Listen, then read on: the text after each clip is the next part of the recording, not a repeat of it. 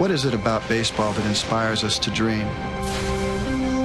With the century coming to a close, we again come back to baseball, the great American game. In April of 1912, a ship named Titanic sank, and a ballpark named Fenway first opened its gates. In 1933, the first All-Star game was played, and with striking perfection, the Babe hit the game's first home run.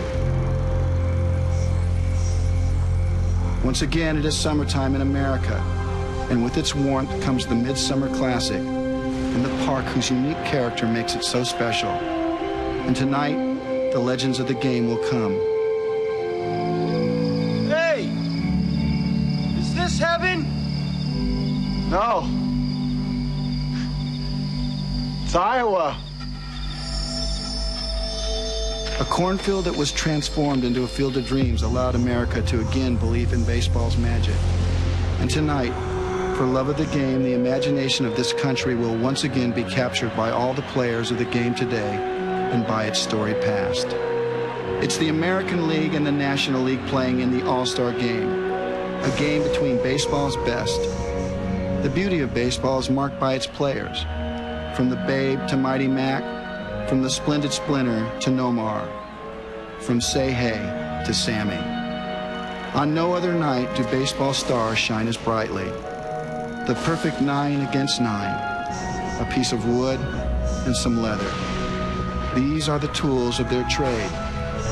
People will always come back to baseball.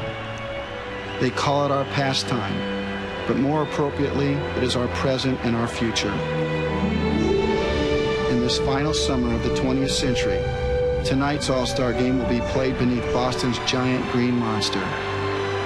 It just wouldn't be right anywhere else.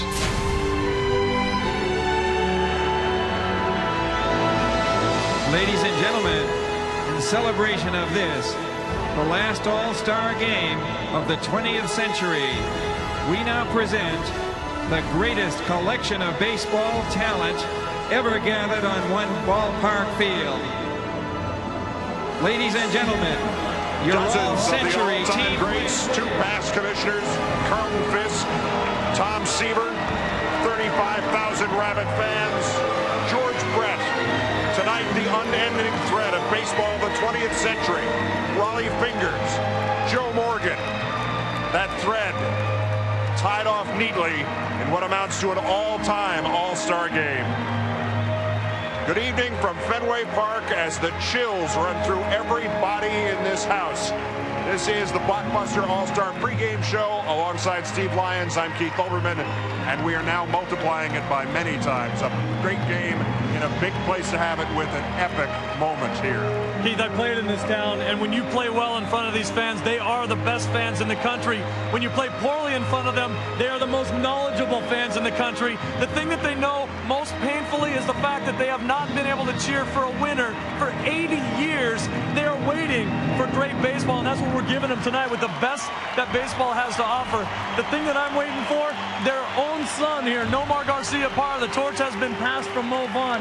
When he runs onto this field, the place will go crazy. They appreciate great baseball. That's what he's going to give them tonight. Nomar is the man of the moment for Fenway Park, but most of the lore of this place, most of the nostalgia relates to one man, Ted Williams. He is surprisingly unsentimental about this ballpark and about his own era, except for 2 men who he considers the best of all time. I really think the 2 players that are in a class by themselves, and I gotta say it, is Joe DiMaggio and Willie Mays. Boy, they're both great hitters. DiMaggio was the best of the 2, hitting the ball. Mays might have swung a little harder and missed a little more and hit a few more home runs, but I don't know how you can be better than DiMaggio. Keith, Ted is what Boston is all about. He will throw out the ceremonial first pitch tonight. I'm wondering if he's wearing a Boston baseball cap, whether or not he will take it off and tip it to the fans, because he never, ever did it when he played. It'll be a great moment to see, as we expect so many of them tonight. Willie Mays is here with a baseball cap. And Fisk, who made heroes of the 1975 Red Sox team. The introduction of the MasterCard All-Century players next. Joe Buck, Tim McCarver, Bob Brenly will take it after these messages and a word from your local Fox station.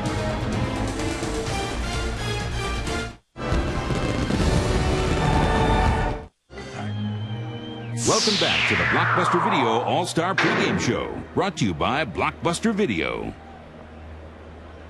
And welcome back to Fenway Park. Welcome back to a very special Midsummer Classic. I'm Joe Buck, joined by my partners Tim McCarver and Bob Brenly. We'll get to our game tonight in just a moment, but right now to introduce some of the all-century baseball stars to you, we take you now down to Academy Award-winning actor, director, and baseball fan, Kevin Costner. I'm honored to be a part of this great gathering. Together, these players represent the most talent ever assembled on a baseball field. And now, our all-century pitchers are a four-time Cy Young Award winner, the all-time strikeout king among left-handed pitchers, Steve Carlton. He is the only five-time Cy Young Award winner, and he struck out 20 batters in a game on 2 separate occasions. Roger Clemens.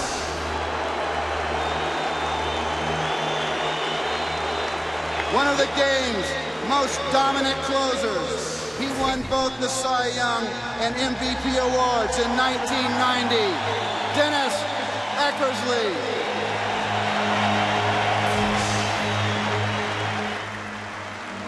He pitched his first major league game at 17 and was the hardest throwing pitcher of his generation. Bob Feller.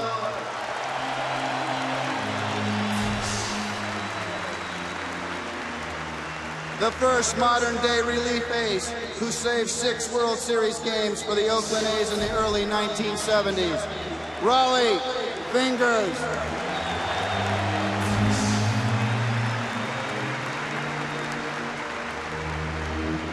He exemplified competitiveness and consistency and won 7 straight World Series games for the St. Louis Cardinals. Bob Gibson.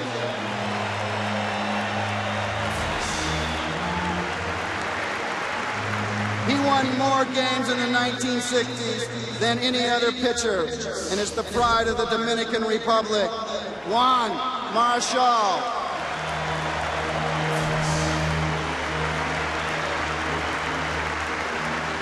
He led the Philadelphia Phillies to the 1950 pennant and was the ace of their staff for more than a decade. Robin Roberts.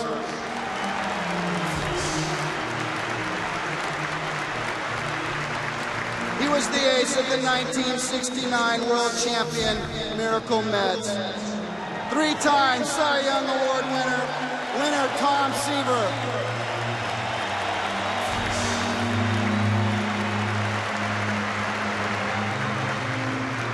He won 20 or more games 13 times and is the winningest left-handed pitcher in baseball history. Warren Spahn.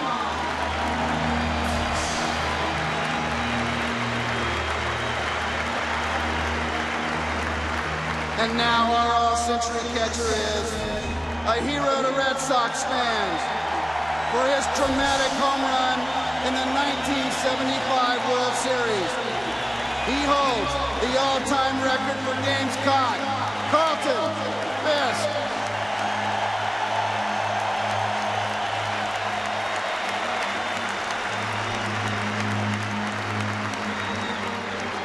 The all-century first baseman.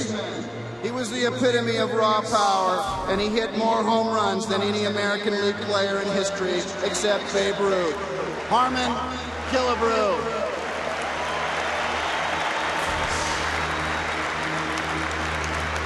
One of the game's most consistent switch hitters, he is one of only 3 players with more than 500 home runs and 3,000 hits. Eddie Murray.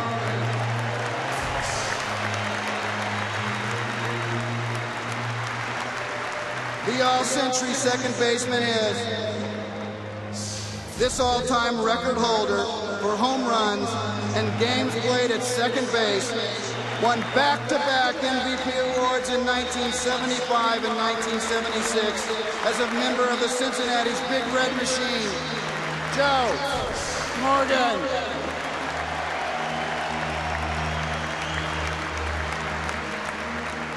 The all-century third baseman here tonight, the only player in Major League history to win batting titles in 3 decades. He led the Kansas City Royals to their only World Series championship in 1985. 1999 Hall of Fame inductee, George Brett.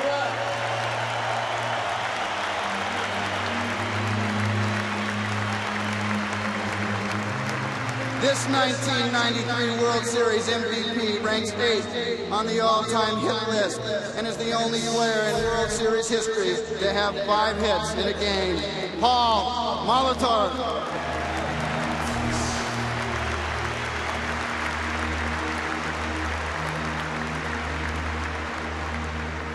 A clutch hitter who set the modern-day standard for defensive excellence by which all third basemen are judged. 16-time Gold Glove winner, Brooks Robinson.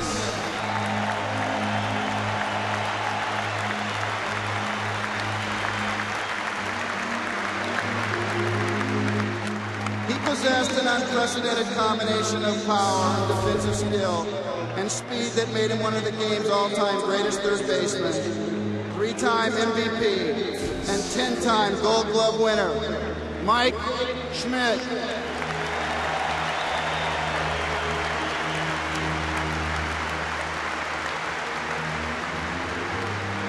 And now our all-century shortstop. He delighted Cub fans with his 512 home runs, steady fielding, and cheerful approach to the game. 2-time most valuable player, Ernie Banks.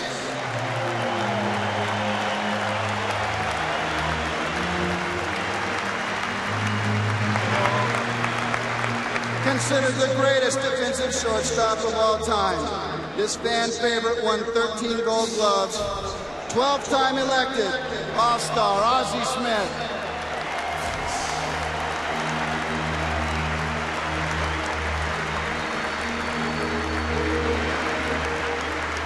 He collected more hits in the 1980s than any other player and won the most valuable player at 2 different positions. 1999 Hall of Fame inductee, Robin Yount.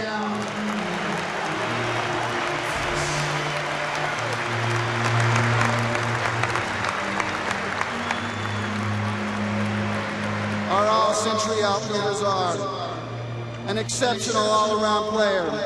He was a 24-time All-Star who became baseball's all-time home run king 25 years ago this season, Hank Aaron.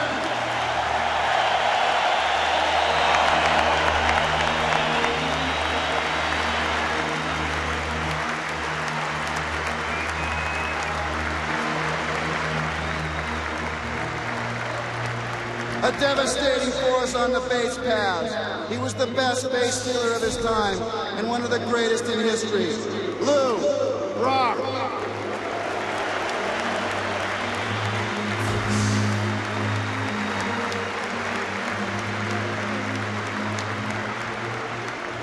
He redefined the role of the leadoff hitter and is the only player in history with more than 1,000 career stolen bases. Ricky Henderson.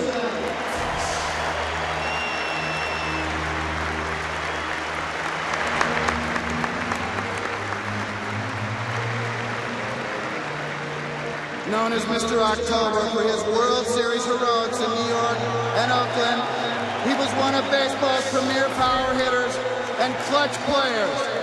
Reggie Jackson.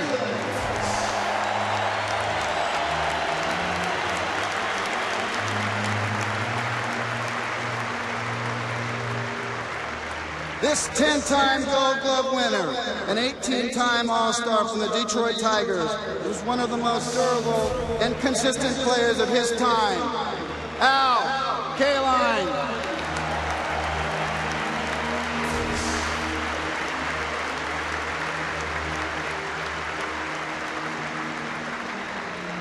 He led the National League in home runs in his 7 of his 10 major league seasons, and his home run ratio is second only to Babe Ruth. Ralph Kiner.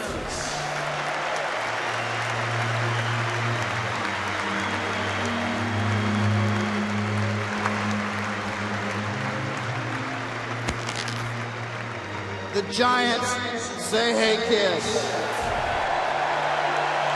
He played in 24 All-Star games, 4 World Series, and he won 11 Gold Gloves for his electrifying play in center field. Willie Mays.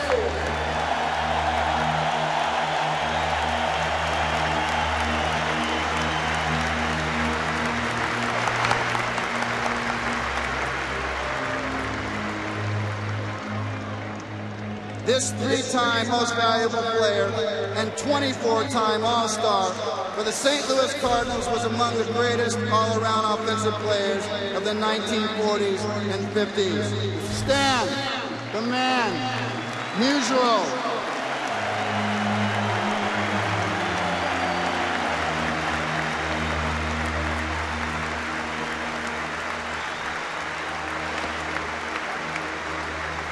The only man ever to be named most valuable player in both leagues. He won the Triple Crown in 1966 and went on to manage the Indians, Giants, and Orioles. Frank Robinson.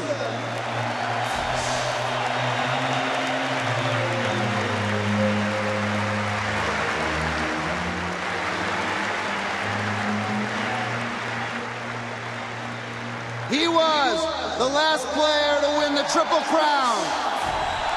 And he is the only American League player with more than 3,000 hits and 400 home runs. Red Sox legend, Carl Yastrzemski.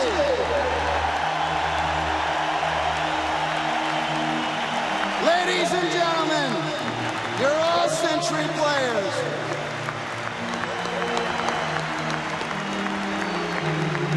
These players helped make the game. This game helped make these men. Smiling like little leaguers on a special night here in Boston. One very special introduction to come. But right now, let's go to public address announcer Ed Brickley. Ladies and gentlemen, boys and girls, now let's meet the 1999 National and American League All-Stars.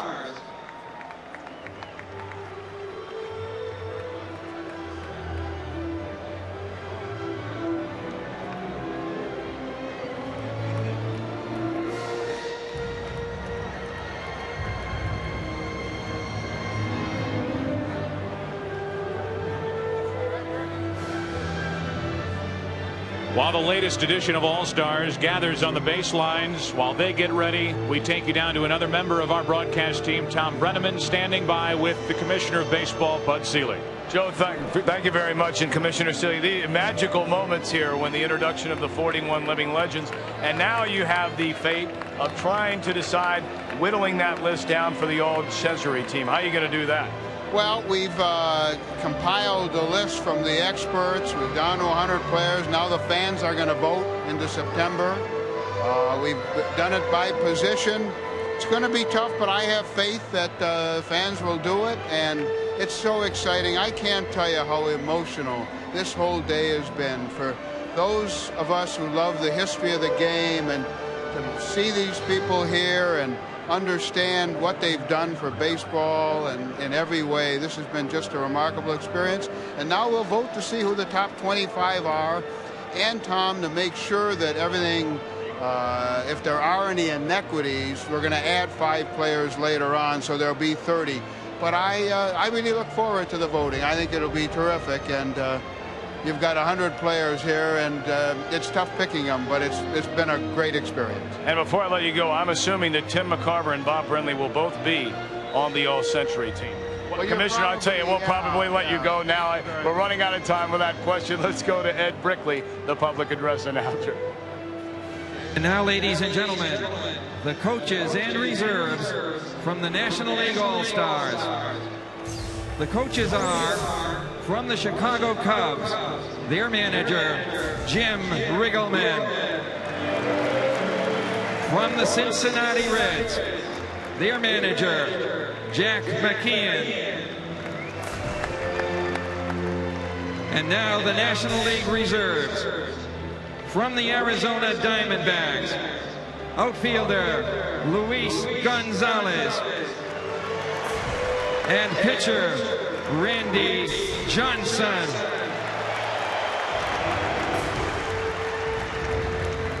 From the Atlanta Braves, outfielder Brian Jordan and pitcher Kevin Millwood.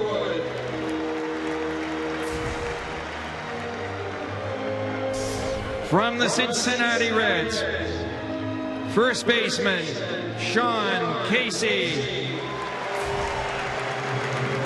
and pitcher Scott Williamson. From the Florida Marlins, shortstop Alex Gonzalez. From the Houston Astros, pitcher Mike Hampton. Pitcher Billy Wagner.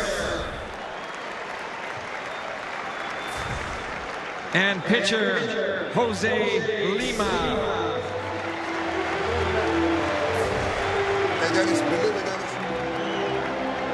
From the Los Angeles Dodgers, outfielder Gary Sheffield. From the Milwaukee Brewers, catcher Dave Nilsson.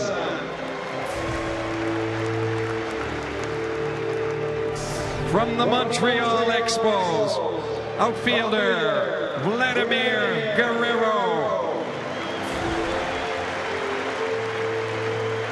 From the Philadelphia Phillies, catcher Mike Lieberthal. And pitcher Paul Bird.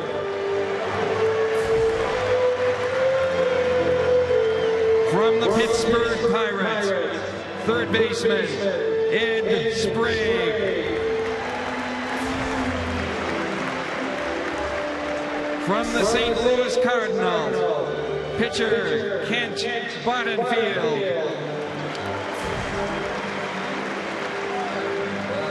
From the San Diego Padres, elected to start but unable to play due to injury, outfielder and all-century player Tony Gwynn.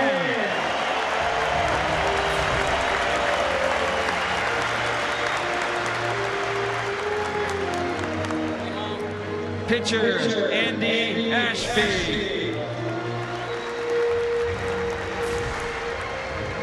And pitcher Trevor Hoffman.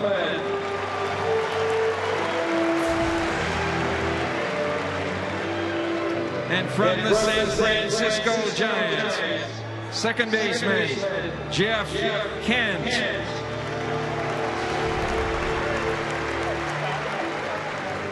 And now, let's meet the coaches and reserves from the American League All-Stars. The coaches are from the Boston Red Sox, their manager, Jimmy Williams.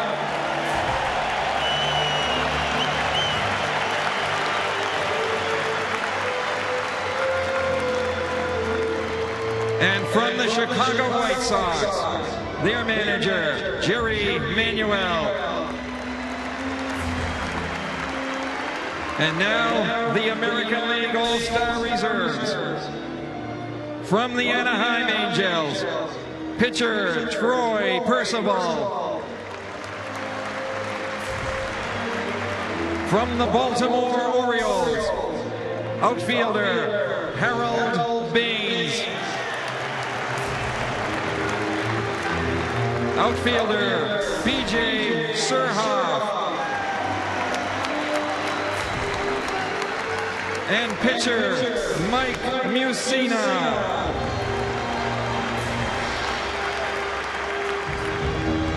And from the Boston Red Sox, Second baseman, Jose Offerman.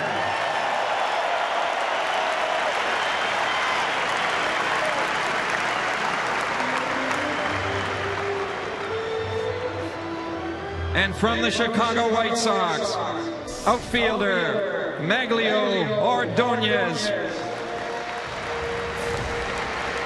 From the Cleveland Indian, shortstop Omar Vizquel. And pitcher Charles Nagy. From the Detroit Tigers, catcher Brad Osmus. From the Kansas City Royals, pitcher Jose Rosado.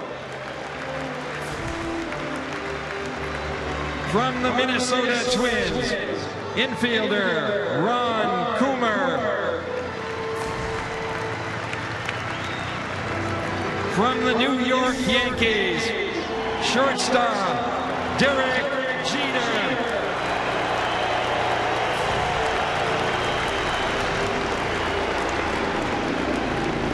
Pitcher David Cone. And outfielder Bernie Williams.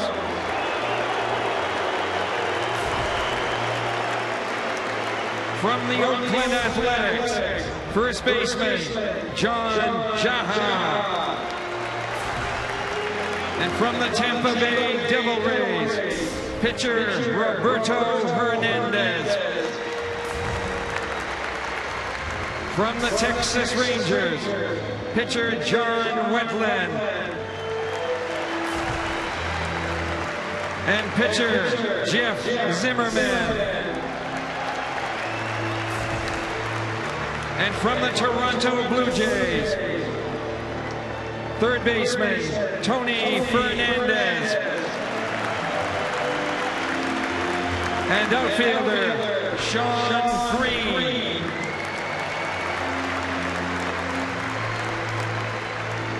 And now, ladies and gentlemen, the manager and starting lineup for the National League. From the San Diego Padres, manager Bruce Bochy.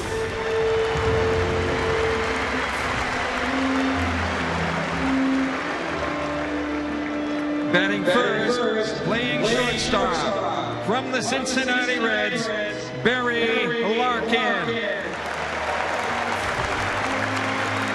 Batting second, playing right field, from the Colorado Rockies, Larry Walker. Batting third, playing center field, from the Chicago Cubs, Sammy Sosa.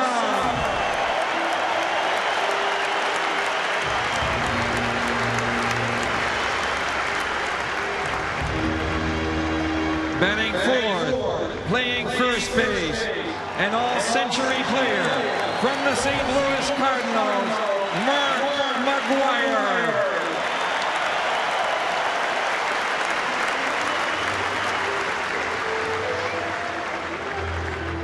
Batting fifth, playing third base, from the Arizona Diamondbacks, Matt Williams. Batting sixth, the designated hitter, from the Houston Astros, Jeff Bagwell. Batting seventh, the catcher, from the New York Mets, Mike Piazza.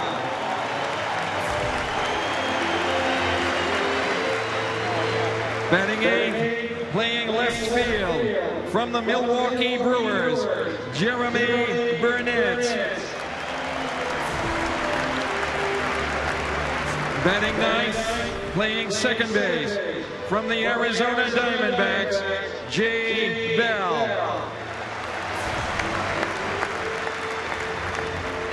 And tonight's starting pitcher, warming up in the bullpen, from the Philadelphia Phillies, Kurt Schilling.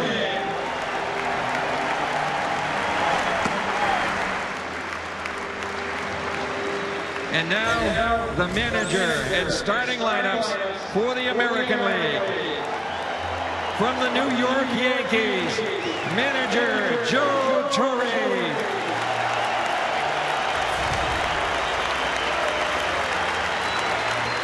And now tonight's starting lineup. Batting first, playing left field, from the Cleveland Indians, Kenny Lofton. Batting second, playing shortstop, from the Boston Red Sox, Nomar Garcia-Parra.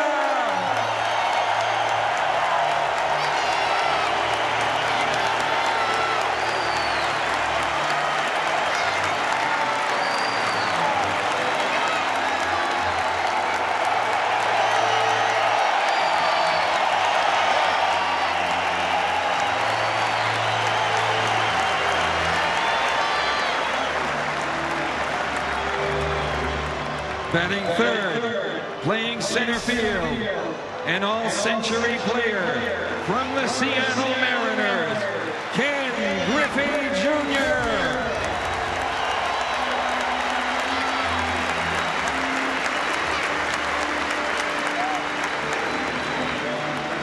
Batting fourth, playing right field, from the Cleveland Indians, Manny Ramirez.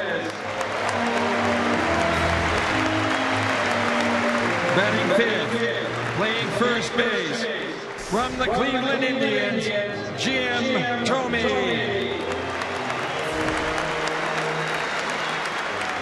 Batting sixth, playing third base, an all-century player, from the Baltimore Orioles, Cal Ripken.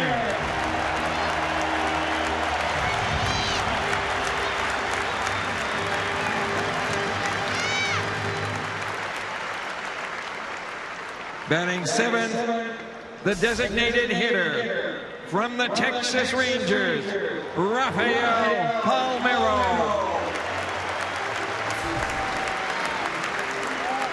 Batting eighth, the catcher, from the Texas Rangers, Ivan Rodriguez.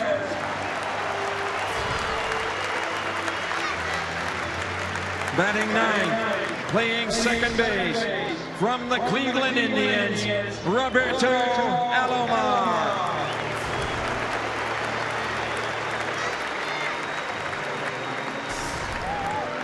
And pitching for the American League, warming up in the bullpen, from the Boston Red Sox, Pedro Martinez.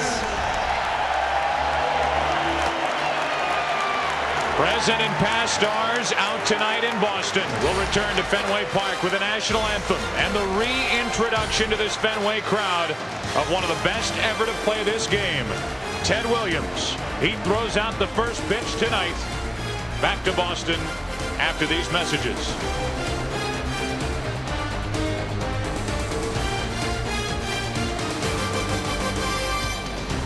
Welcome back to the Blockbuster Video All-Star Pregame Show, brought to you by Blockbuster Video. Ladies and gentlemen, please continue standing for the singing of our national anthem.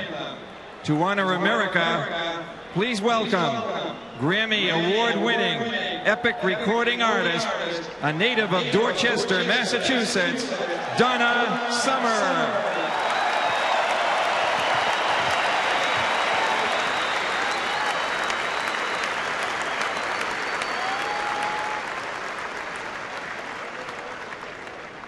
Oh, say, can you see by the dawn's early light what so proudly we hailed at the twilight's last gleaming, whose broad stripes and bright stars through the perilous fight o'er the ramparts we watched were so gallantly streaming, and the rockets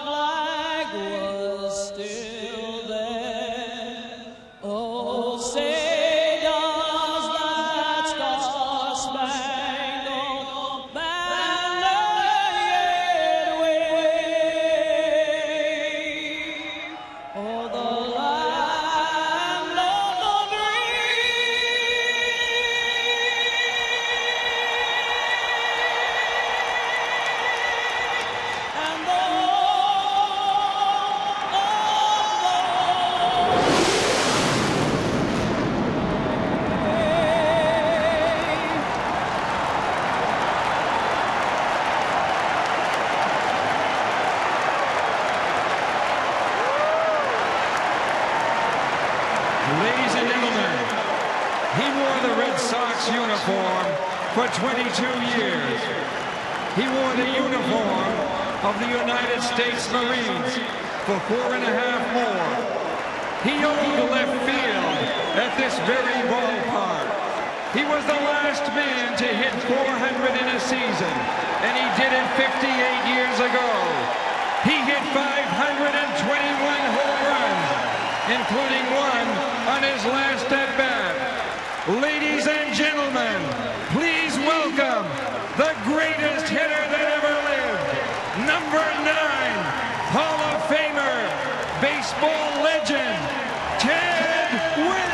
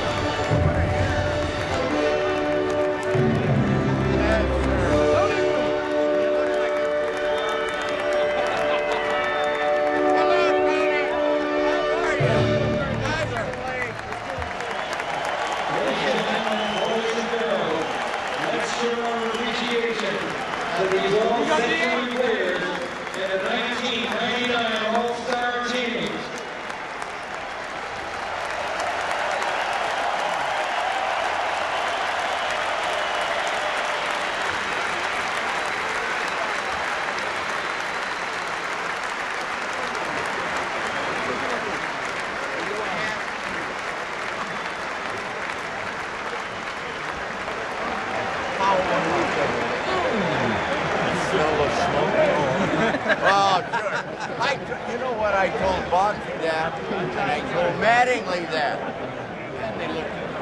Ladies and gentlemen, and all the players on the field, it's requested, please, that the all-century players head for Kansas Alley The legends of this game, today's stars, crowding around one of the greatest to ever play the game of baseball and one of the greatest to ever serve his country.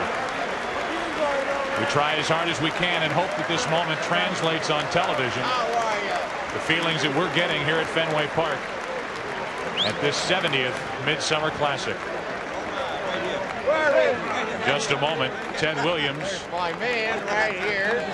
You're going to be everybody. will throw out tonight's ceremonial first pitch. Sorry I missed your party, Joe, but Bob, I do you got find yourself asking, can't this go on forever, to nobody in particular? I personally hope it does, because I don't know if I can speak. What a moment. Watch somebody like Mike Piazza, who Ted Williams told at a very young age when he was 16, when he was introduced to him, that you will be a major leaguer after seeing his swing. Ted Williams was right, and here tonight, Mike Piazza on hand to help celebrate one of the game's greatest players of all time. He is a star among stars, and on a night like this, that's saying a lot. Whacking Mark McGuire on the left shoulder.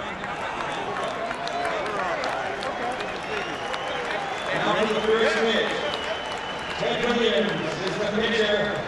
Carlton Fisk is the catcher.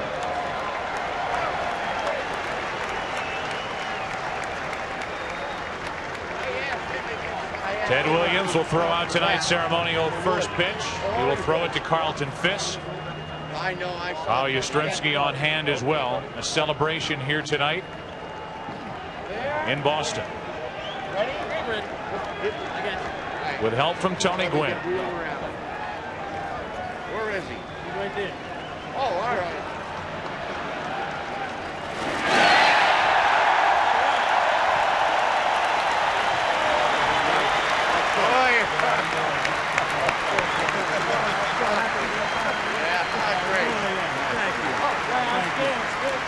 Congratulations to Ted Williams. Congratulations to the game of baseball.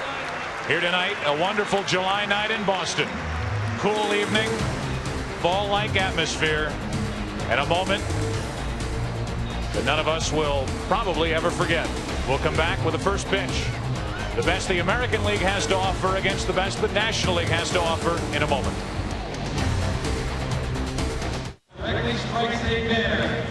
Welcome back to Fenway Park. And again, welcome to our broadcast booth.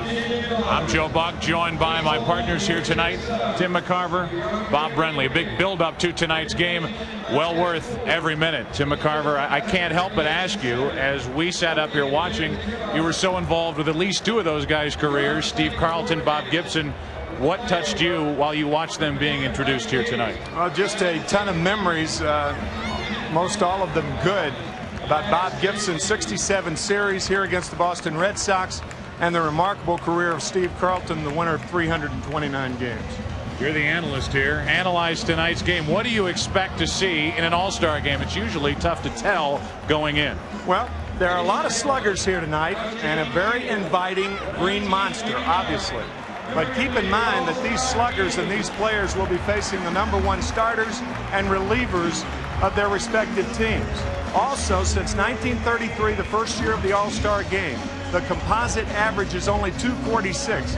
So expect to see, in my opinion, a low-scoring ball game. Which would be contrary to everything we've seen during the 1999 season. We've seen a lot of first-timers around here, and you watch these major leaguers walk around here like little kids. Well, 24 first-time All-Stars this year, 7 in the American League, 17 in the National League. And of the 17 in the National League, 7 are pitchers. Bruce Bochy told us in our meeting today that he plans on using at least 5 of those first-time pitchers. So if butterflies are an intangible in this game, perhaps a slight edge to the American League. We get ready for baseball here at Fenway Park. Hometown starter Pedro Martinez getting ready to go in the shadow of the Green Monster. Baseball after this. What a perfect way to wind down this millennium with an all-star game here at Fenway Park. Built in 1912. First pitch, a blazing fastball that misses up and away from hometown starter Pedro Martinez, a 15-game winner, the only 15-game winner in the major leagues to this point. 1 ball, no strikes on Barry Larkin. Larkin involved in his 10th All-Star game, and he's going to have to crank it up another notch to catch up with that fastball from Martinez. 1 ball, 1 strike. And then when hitters decide to crank it up, Martinez throws the changeup like that. Missing low and away, 2 balls and a strike. And it's just not an average changeup. It's probably the best changeup of any pitcher in the major leagues today. On 2-1, Larkin took it over the outside corner. 2 balls, 2 strikes.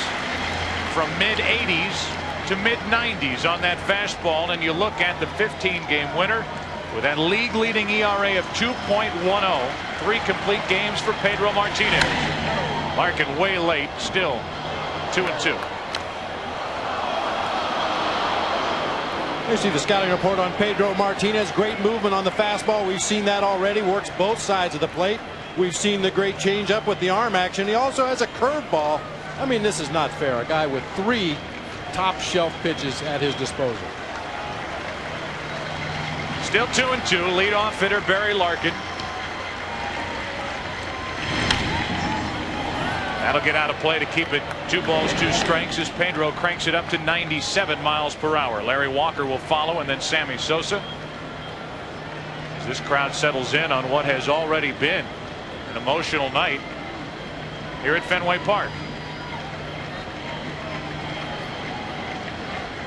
Again, the 2-2 to Larkin leading off and spoiling a nasty pitch to stay up there. Well, National League pitchers are familiar with this particular action from Barry Larkin, falling behind in the count, fouling off a lot of tough pitches, staying alive, hoping that pitcher makes a mistake. Here's Bochy, a quick look at the manager for the National League, looking at a 35-year-old shortstop in Barry Larkin that's still one of the game's best. Got him with a changeup and a good start for Pedro Martinez in the American League. Once again, the National League starting lineup sponsored by Budweiser. Here tonight, Barry Larkin, you know that. Larry Walker bats second and right. Sammy Sosa hits third and center. Art McGuire cleans up at first base with Matt Williams at third. The DH, Jeff Bagwell. Mike Piazza catching. Jeremy Burnett's first All-Star game for the left fielder of the Milwaukee Brewers, and Jay Bell will bat ninth at second base. And we take a look at the defense for the American League. Kenny Lofton in left field. Ken Griffey Jr., the center fielder. Manny Ramirez in right. Cal Ripken Jr. at third. Nomar Garciaparra at shortstop, the local favorite. Roberto Alomar at second. Jim Thome and Ivan Rodriguez behind the plate. Pretty good ball club. Not too bad. No. Larry Walker takes a strike from Pedro Martinez. 1 out, nobody on the first inning, and that's strike 2 on Larry Walker. Larry Walker, the MVP in the National League in 1997, last year's batting champion in the National League. 32-year-old outfielder. He stands in hitting .382, best average in the major leagues at this point. 1 ball, 2 strikes.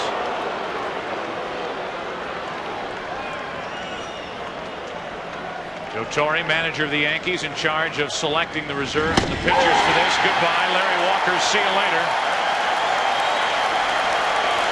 Pretty good start for Pedro Martinez. This is what he dreamt about last night when he went to bed. First the fastball on the outside corner to Barry Larkin, and now a fastball, a 97-mile-an-hour fastball that slices the outside corner to Larry Walker. You may remember that scouting report. We said he worked the fastball on both sides of the plate.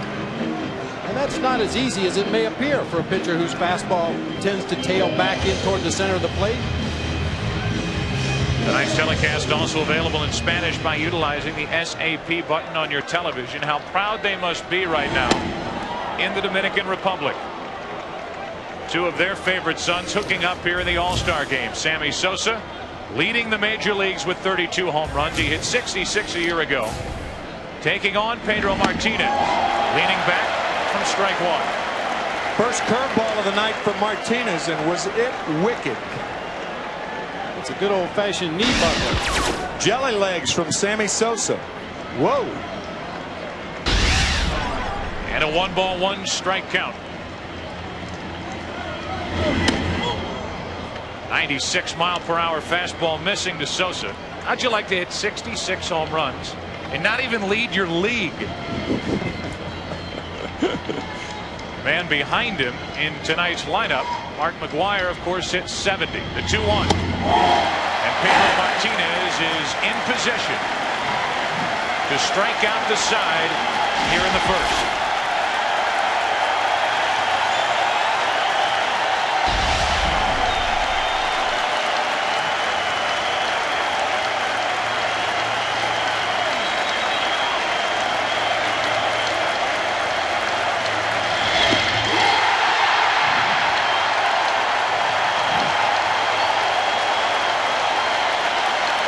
Pedro Martinez used to pitch for the Montreal Expos. How many National League hitters are thinking right now, boy, I'm glad he's gone. We'll talk about the history of Fenway Park as we go along here this evening. Curt Schilling is on the mound for the National League. Another look at the American League starting lineup sponsored by Budweiser. The American League leads it off with Kenny Lofton in left field. Nomar Garciaparra, the shortstop here in Boston. Then Ken Griffey Jr. hits third. Manny Ramirez has 96 RBIs. He cleans up in right with Jim Thome at first. Cal Ripken Jr. at third. The DH is Rafael Palmeiro. First start for him. Ivan Rodriguez catching, and Roberto Alomar is at second base batting ninth. A look at the National League defense. Jeremy Burnitz in left field. Sammy Sosa playing center in this all-star game. Larry Walker in right. Matt Williams, Barry Larkin, Jay Bell, Mark McGwire around the infield. Curt Schilling pitching, and Mike Piazza behind the plate. And those two will try to figure a way to retire Kenny Lofton to start the bottom of the first, and that's not a bad start. A blazing fastball for strike one. The numbers for Kenny Lofton in 1999. 95 miles per hour from Schilling, and this is one of the National League's best right-handers. Curt Schilling was 7 complete games in the first half of the season after completing 15 ball games last year. He is the definition of a workhorse.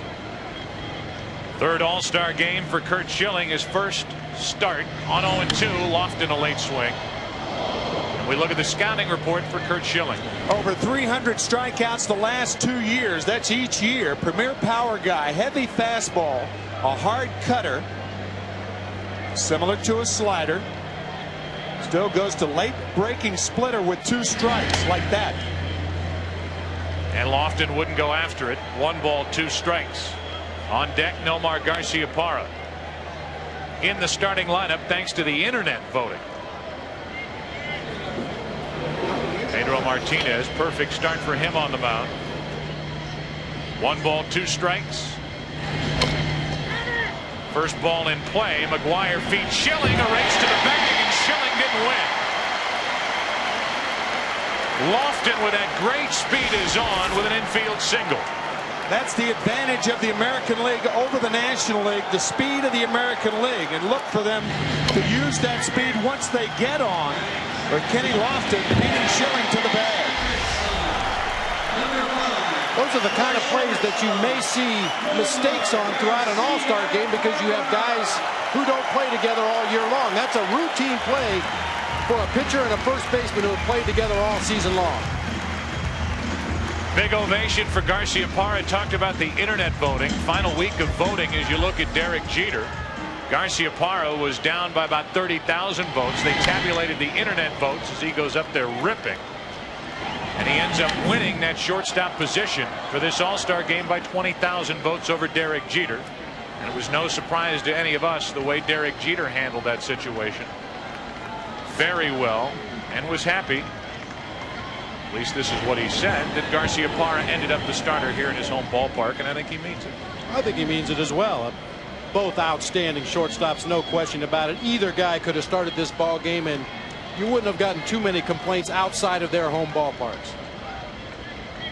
Lofton is running, and Garciaparra hits it into deep right. Walker back to get it. Nice running catch, and back to first as Lofton one away. This is the first game that Garciaparra has played in almost 2 weeks. Downing the day off yesterday. Joe Torre telling us before the game he will play 2 innings.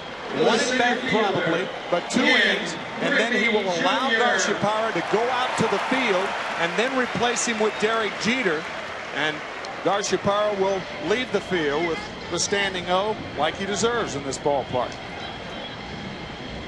This ballpark is the type ballpark that defines asymmetrical dimensions for a stadium. 1 on, 1 out. Ken Griffey Jr. stands in. He'll take a shot at that right field side or try to go the opposite way into left, a much shorter poke, but you have to get under it to get it over the green monster here at Fenway. That was a drive by Garciaparra that in most ballparks would have at least been to the wall. Lofton's running again, and Griffey fouls it away.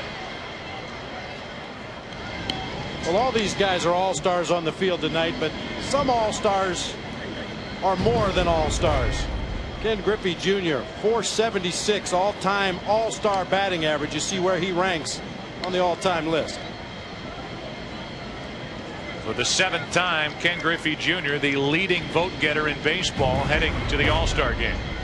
And for him, his 10th in his career, which is in some ways just getting started. 1 on, 1 out, and Griffey fouls it back here, strike 2. And Joe, you talked about lift. Nobody, with the possible exception of Mark McGwire, has the lift of Ken Griffey Jr. He starts high and ends high. It means he holds his hands way up, and even when he fouls the ball back, you can see that tremendous lift. There's more to a power hitter than just power. Lift, very, very important. Rather close over at first, and McGwire had to stretch to get that throw from Schilling. Still 1 and 2. Talk about a guy like Ken Griffey Jr., the youngest ever in the history of this game to get to 350 career home runs. That misses up. 2 balls, 2 strikes. Start stacking Griffey's numbers up against the best to ever play this game. And there he is, youngest to 350 home runs in 28 years, 308 days. Faster than Fox, Matthews, Mantle, Ott, and Aaron. 1 on, 1 out. Griffey out in front, jerks it foul. We understand there's a large contingent watching up in Seattle at the new Safeco Field, which they will open the second half of the season. There's going to be a lot said about Safeco Field. Looks like a beautiful facility. But the early return out of that ballpark, Tim, is that the ball just doesn't carry there with that heavy sea air. Over the outside corner, Griffey is gone. And it's 1 on, 2 out as Griffey is caught looking. It brings in Manny Ramirez. We take you back to Manny Ramirez in high school. Graduated from George Washington High School in Manhattan in 1991. That year he was named the New York City Public Schools Player of the Year. And he was the Indians' first-round pick in the 1991 draft. And Bob, it doesn't take an expert scout to look at those tools and realize you got a stud on your hands. But you look at those pictures and see Manny Ramirez with an Oakland A's cap. I got to believe Art Howe's mouth is watering somewhere right now. Same mannerisms in high school that he has as a professional player. 1 on, 2 out, and a strike from Schilling, hitting 96 on the radar gun to Manny Ramirez. Third highest total at the All-Star break. With regard to RBIs, he has driven in 96 in the first half, so to speak, for the Cleveland Indians. His teammate Kenny Lofton at first with 2 out, and another check on him.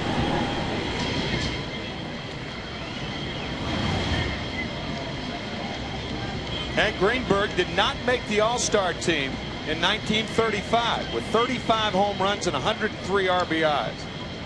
Juan Gonzalez 101 a year ago. Ramirez gets out of the way of a pitch just inside. 1 ball, 1 strike. Crowd awful quiet here in the first inning. I think everybody's got to get their batteries recharged a little bit. I don't think Kenny Lofton's going to be quiet anymore at first base. He's waited long enough. 1 ball, 1 strike, and Ramirez takes ball 2. One thing about the running game is Ivan Rodriguez of the American League can neutralize the running game. Matter of fact, the National League has stolen only 2 bases off Rodriguez in the last 7 years. The American League had 5 stolen bases, a record in last year's All-Star game. At one time, the National League was considered the running league. They stole 23 out of 28 over an 11-year span, but Budge has stopped that. There goes Lofton again. The throw by Piazza, too late. Stolen base for Kenny Lofton. Lofton in hand first. We saw Lou Brock when they introduced the Legends. He would have never done this. And Jay Bell, the second baseman for the Arizona Diamondbacks, tries to drop a knee on Kenny Lofton. Very close there. You'll watch him come down with the left knee trying to block second base, much like a catcher blocking the plate. Lofton on the bag there and called safe at second base. That's one thing you'd never do if a runner goes in feet first. Never put that knee down there. Wouldn't bring it back up in the same condition. 3 balls and a strike now on Ramirez. Guy who drives in 96 runs in the first half of the season. Used to this type setting. A runner at second, 2 out, and he takes a borderline pitch for a strike. 3 balls, 2 strikes.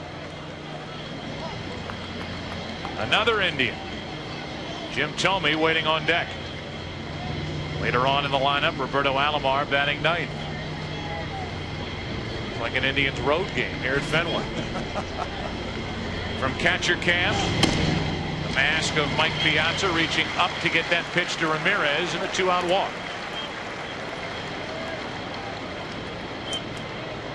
Batting 5th. A couple of managers talking it over there. Jim Riggleman of the Chicago Cubs talking to Bruce Bochy, and here is Jim Thome. Jim Thome. Not staggering numbers, but still worthy of all-star consideration, and a guy who's willing to do whatever it takes for his team as he's going to bounce back over to third base after the injury, the knee injury to Travis Fryman.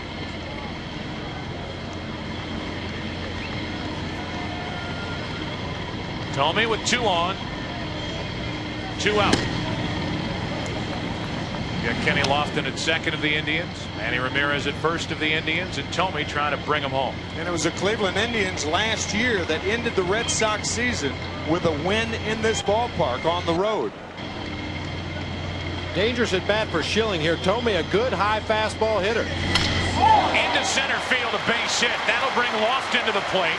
The American League is out in front as the Cleveland Indians combine for a first-inning run here at Fenway. A hit by Lofton, a walk to Ramirez, and the 2-out RBI single by Thome. That was a high fastball, Bob.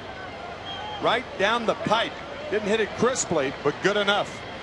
Well, Thome is not your traditional sweet swinging left-hander. You can see from that stroke right there. He just opens up and lifts and tries to murder the ball. That time got the top part of the fastball, lined it into center field. Now on the toe of his left foot and the heel of his right foot. That brings in Cal Ripken Jr.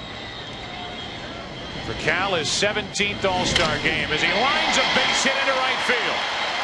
Here comes Ramirez. It's kicked in right by Walker. It's 2-0 American League. First pitch swinging, and Ripken gets an RBI single to right.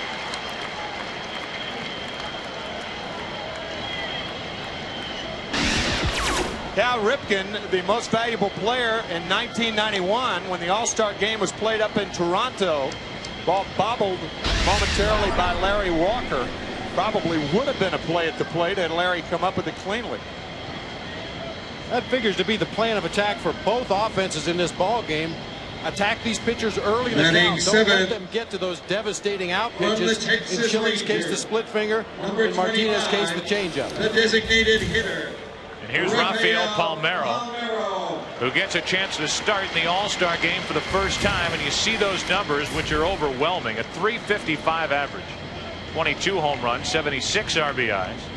He's in his mid-30s and he's getting better. He's been one of the most consistent hitters baseball has had during the decade of the 90s.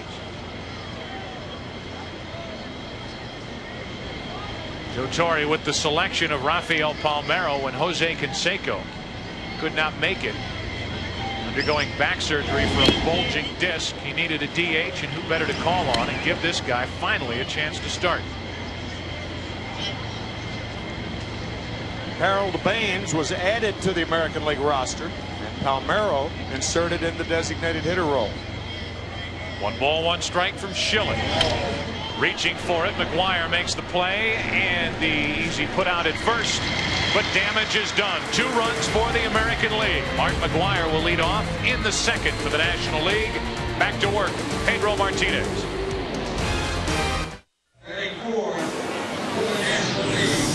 We welcome you back to Fenway Park here in Boston. We move to the second inning. American League coming up with 2 runs in the first inning.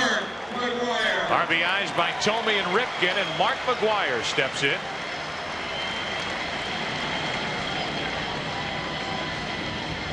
Single season home run king takes a breaking ball low and away for ball 1. 28 home runs at this year's break. A year ago he had 37 at this point. A little flinch there. 1 ball, 1 strike. Another breaking ball to Mark McGwire. Pedro Martinez striking out 3 in the first inning, the first time ever that the first 3 hitters have gone down on strikes to open an All-Star game. Wow. Well, stay tuned. Pedro doesn't look like he's losing anything. 4 in a row. And as Matt Williams walks to the plate, we take you back to 1934. Carl Hubble of the New York Giants struck out Babe Ruth, Lou Gehrig, Jimmy Fox, Al Simmons, and Joe Cronin in order in the first 2 innings of the 1934 All-Star game.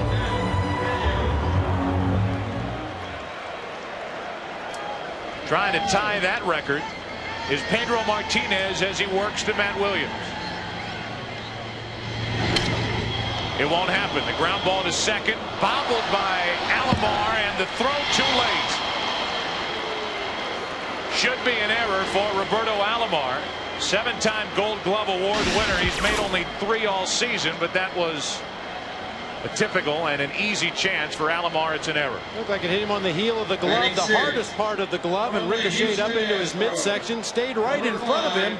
But Matt Williams, hustling down the line as he does on a daily basis, was able to beat it out.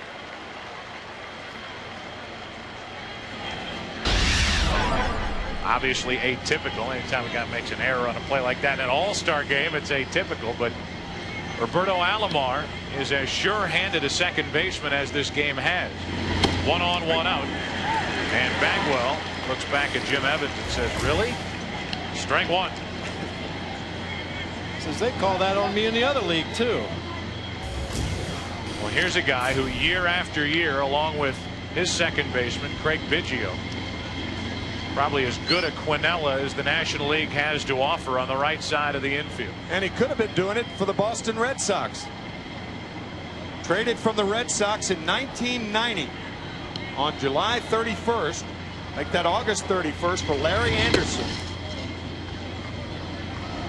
Larry Anderson coming here, helping as the Red Sox ended up winning the division but losing in 4 straight to the Oakland A's. And then there's Bagwell, who moved from third base to first base, and he's one of the biggest power threats in the National League. Born here in Boston, and he waits for the 1-1 pitch. He flinches on a strike. That's strike 2.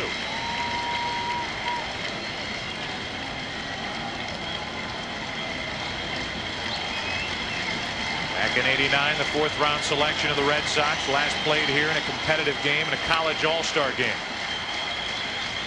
Set up at a ball and 2 strikes. 2-2.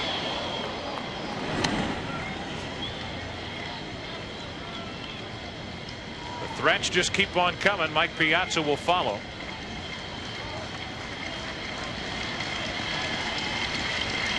One on, 1 out. 2-0 American League here in the second.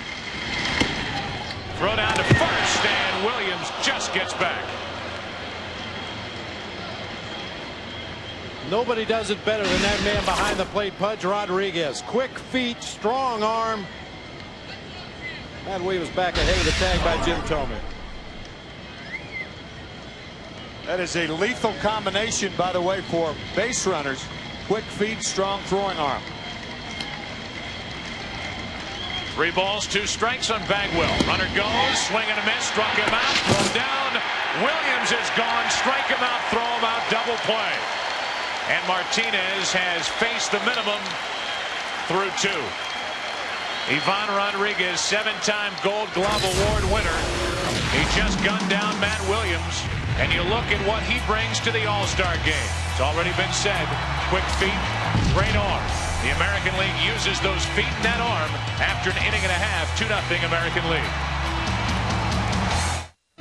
The 1999 All-Star Game on Fox is brought to you by Blockbuster Video, where you'll find more copies of new releases. Blockbuster Video. Go home happy. Behind that Blockbuster Video cassette, we hope it was rewound, was a strike to Ivan Rodriguez. Starting the bottom of the second with Roberto Alomar and Kenny Lofton to follow. Schilling likely working his last inning here. With Ivan Rodriguez at the plate, we go back to his work behind the plate. Rodriguez getting the ball to the middle infielder so quickly. And a little wink right there. Matt Williams, got you. The one thing about Ivan Rodriguez is he plays so many games. He had 153 games 3 years ago, 150 for a catcher in the Texas Heat 2 years ago, and 145 last year. Can't keep him out of the lineup. Jay Bell to his right takes care of Ivan Rodriguez, one away. And with Roberto Alomar standing in, we go down to Steve Lyons. Steve. Hi, Joe. Thank you very much. It's Pedro Martinez. Pedro struck out 4 guys to start the All-Star game. That's never been done. And on top of that, you did it in front of the hometown fans. That's got to be incredible. Yeah, it gives me a great pleasure to do it in front of my fans in my home field. And believe me, I can't explain how happy I am today to just do that. You know, it's been a real long time since anybody won 30 games. You have 15 at the All-Star break. Can you even allow yourself to think about that mark? I don't really think about it. I mean, that'll put more pressure on myself, and I'm just thinking about the next start and taking one game at a time, and then let the rest happen on the field. I'm not really concerned about that I have the chances or that I might get it. Certainly you were pumped up for this one in front of the hometown fans. A couple pitches you threw up there, upwards of 98 miles an hour. That's getting it up there pretty good. Well, I got plenty of rest, so I guess that helps. So I guess the little extra rest that I got today 4 days. I didn't even throw on the side. It was just, this will be pretty much my side work, and then go get the next start. All right, Pedro, congratulations. Good luck in the second half. Let's go back to you guys up in the booth. All right, Steve, thank you very much. Roberto Alomar struck out as Curt Schilling retires the first 2, and we talk about Pedro Martinez. And he would have to be just about perfect, 7, Bob Brenly, in the second half if he's going to get 30 victories. Well, and he's been just about perfect in the first half of the season, but a lot to ask of a guy, Martinez, who has a history of running out of gas somewhat at the end of the season. It would take a near miracle for him to win 30 games this year. Denny McLain, the last to do it in 1968, won 31 games with Detroit as Kenny Lofton stands in. He singled, stolen a base, and scored a run. 2-0 American League here in the second. Big swing by Lofton, and the count 1 ball 1 strike.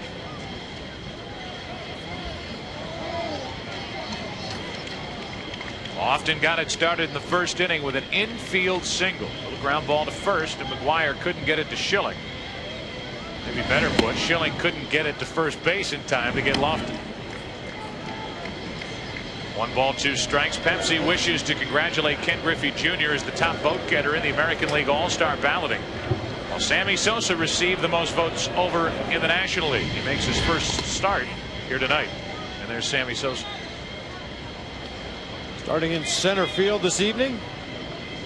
Not unusual in the All-Star game for guys to play somewhat out of position. Sammy's played some center field this year for the Cubs. 14 games. As a matter of fact, the National League does not have a regular center fielder voted in. Lofton strikes out, back-to-back strikeouts in the second inning for Schilling. He is likely finished. Back to Boston after this and a word from your local Fox station.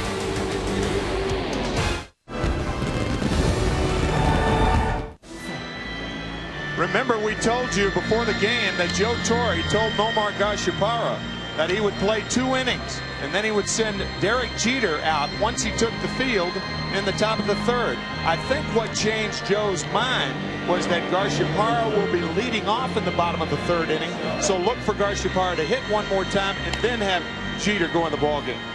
And if Garciaparra should happen to reach, pretty good chance we'll see Jeter come on as a pinch runner. Right. Take a look at the second pitcher of the night for the American League from the New York Yankees, and still one of the very few big game pitchers left in the game, it's right-hander David Cone.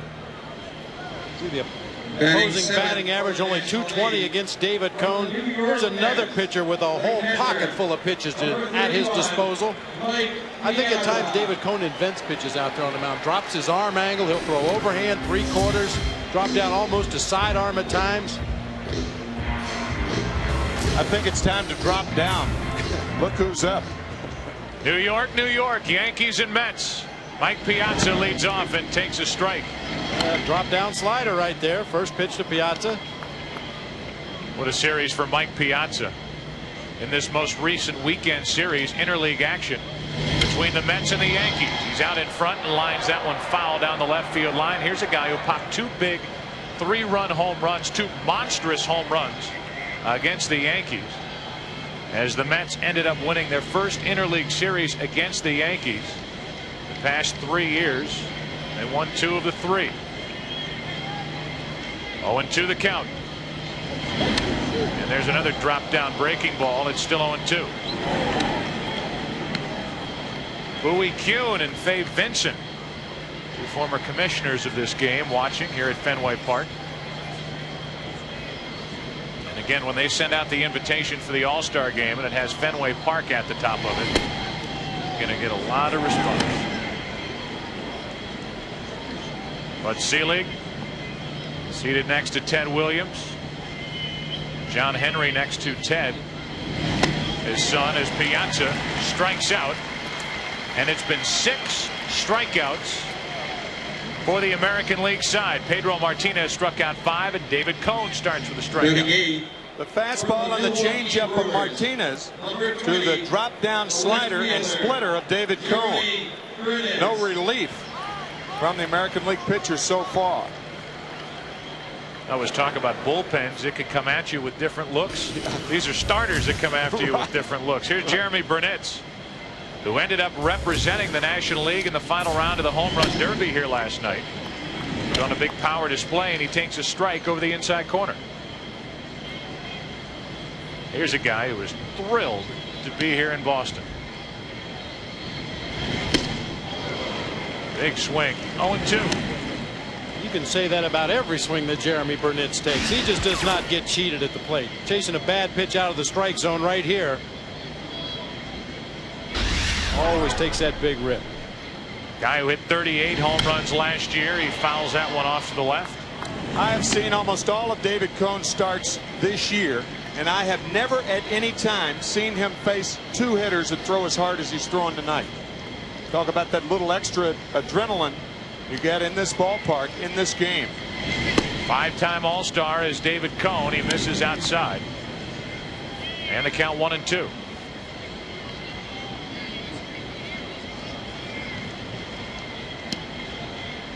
Burnett set up for another strikeout, and he was nearly rung up over the outside corner. 2-2. Backdoor breaking ball that time from David Cone. The ability to work that pitch on both sides of the plate. From catcher cam on 2-2. Burnett lines it down the right field line, but he pulled it foul.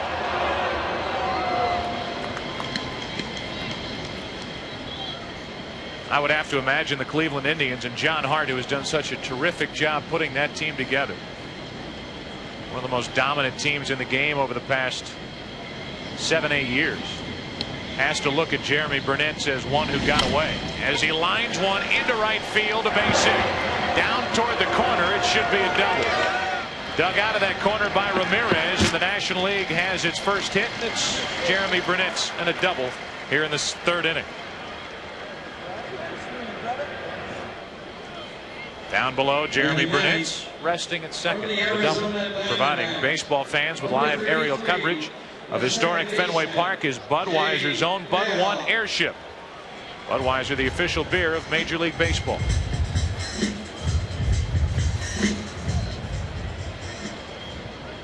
Number 9 hitter for the National League is Jay Bell. Longtime shortstop, first chance at second base, and he has really performed well. He's done an outstanding job making the transition across the middle infield, a career high in home runs with 24 already on the first half of the season. Trying to get the National League on the board here in the 3rd inning.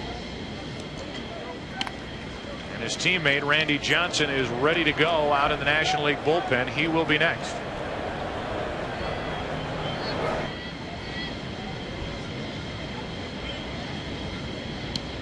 One ball, one strike on Bell.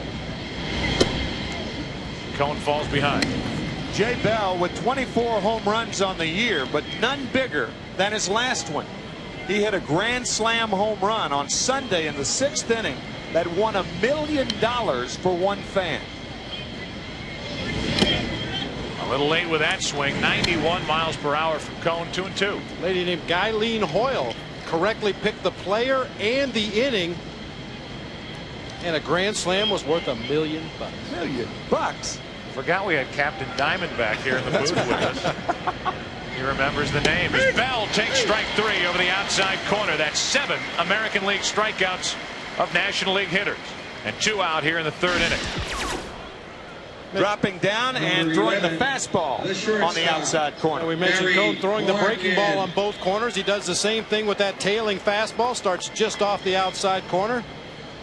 From that drop down motion, tails back. You can see Rodriguez's glove moving toward the center of the plate as he caught the ball.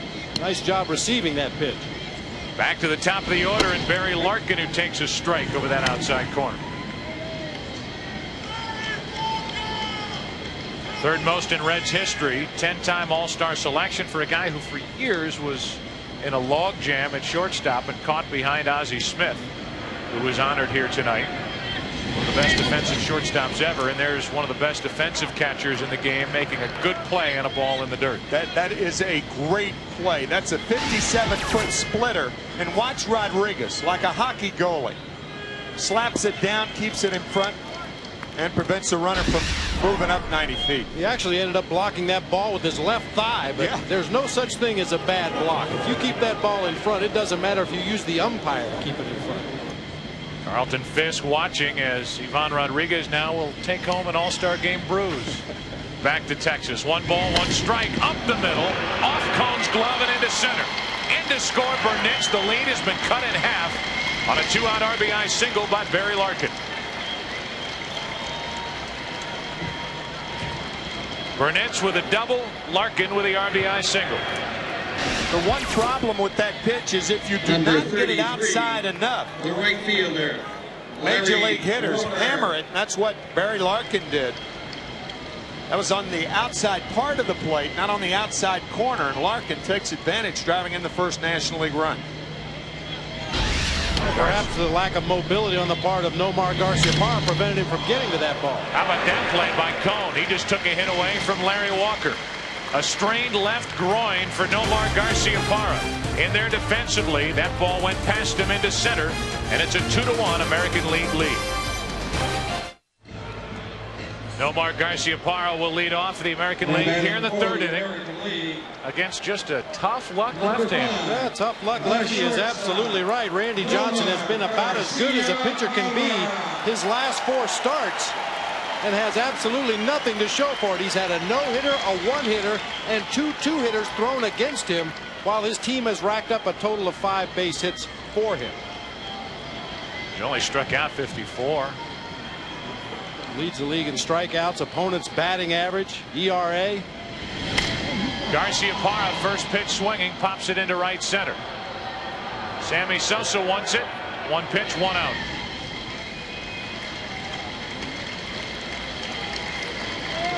Well, now an interesting matchup. We're going to have Randy Johnson face his longtime teammate Ken Griffey Jr.